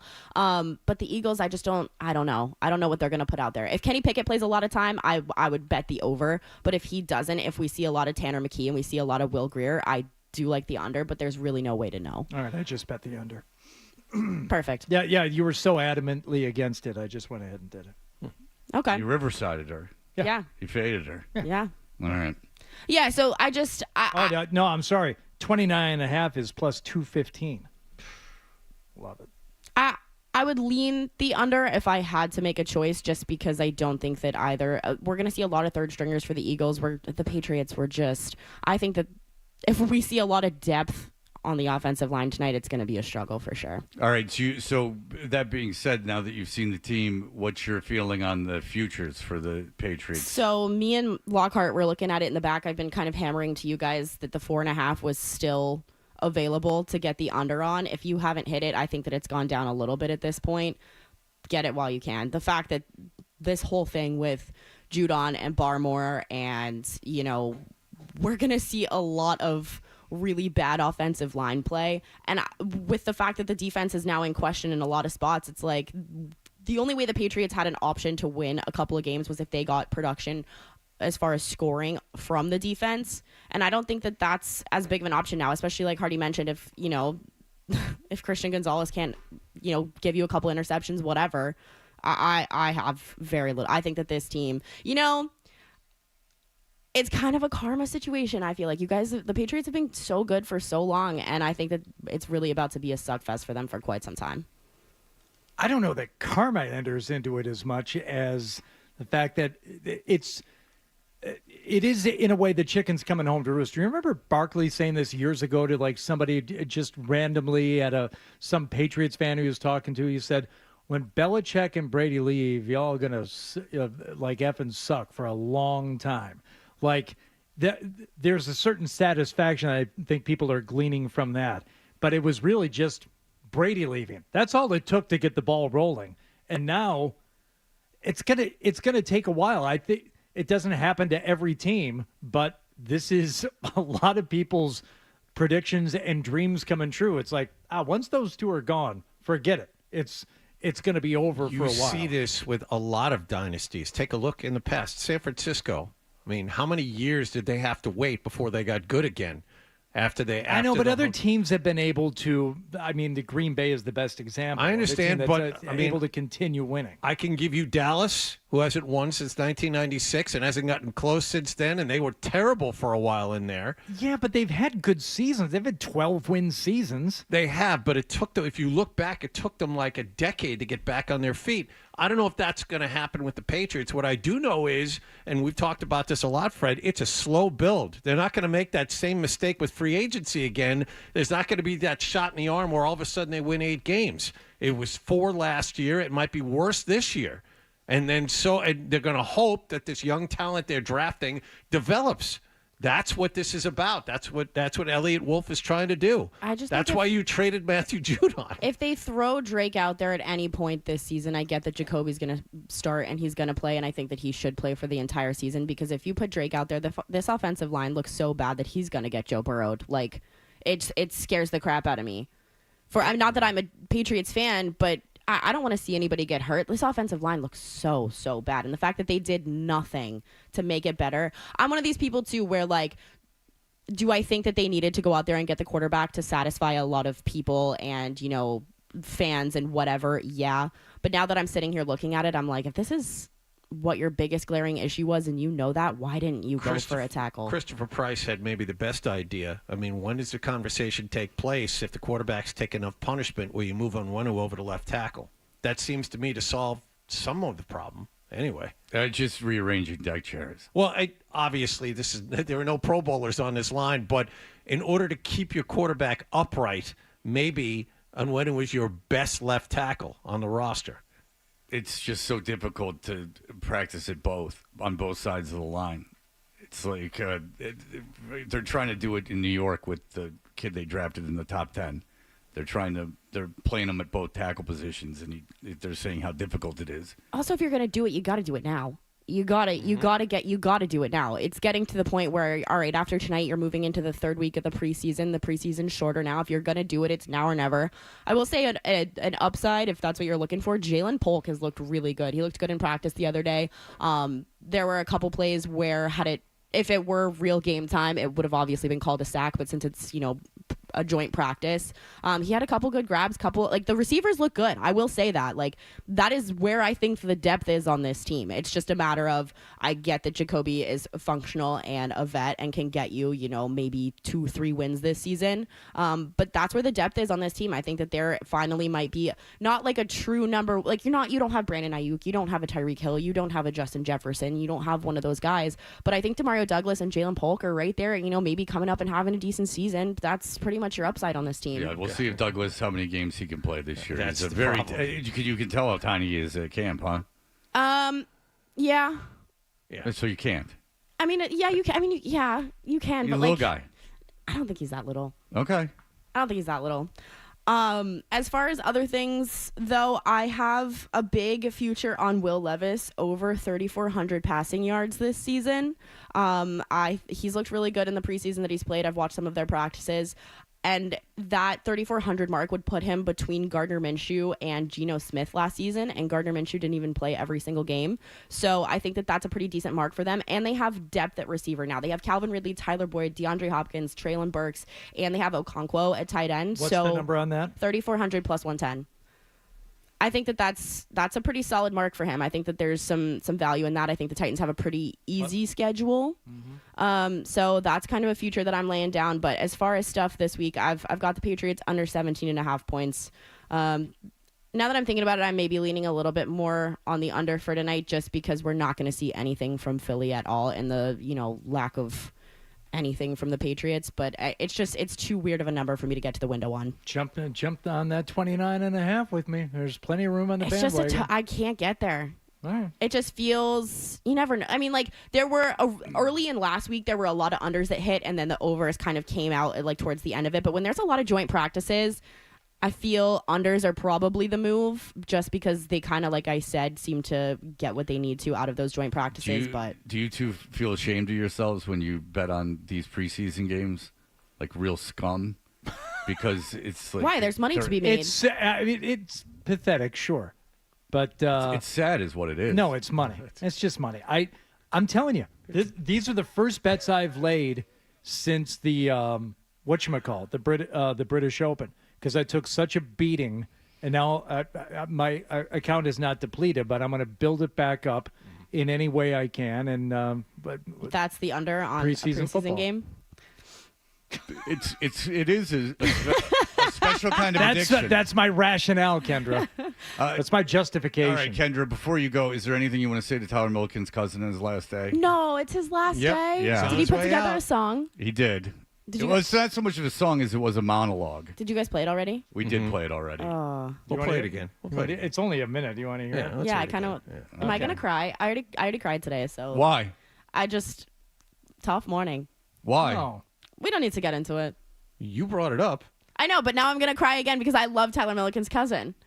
Oh no! If you can make yourself cry, I give you a lot of credit. Oh, I could easily make myself cry. Okay, you have a minute to make yourself cry. I don't want that. No, I'm not. No, because then I'm gonna get screenshotted and memed. Whatever. Who cares? It's a natural emotion. Can I hear this song? All right, let's play the song. You have it. Don't you? I have it. I'll do it. All right, here we go. Tyler, TMC goodbye. Good old TMC. Here we go. Hey.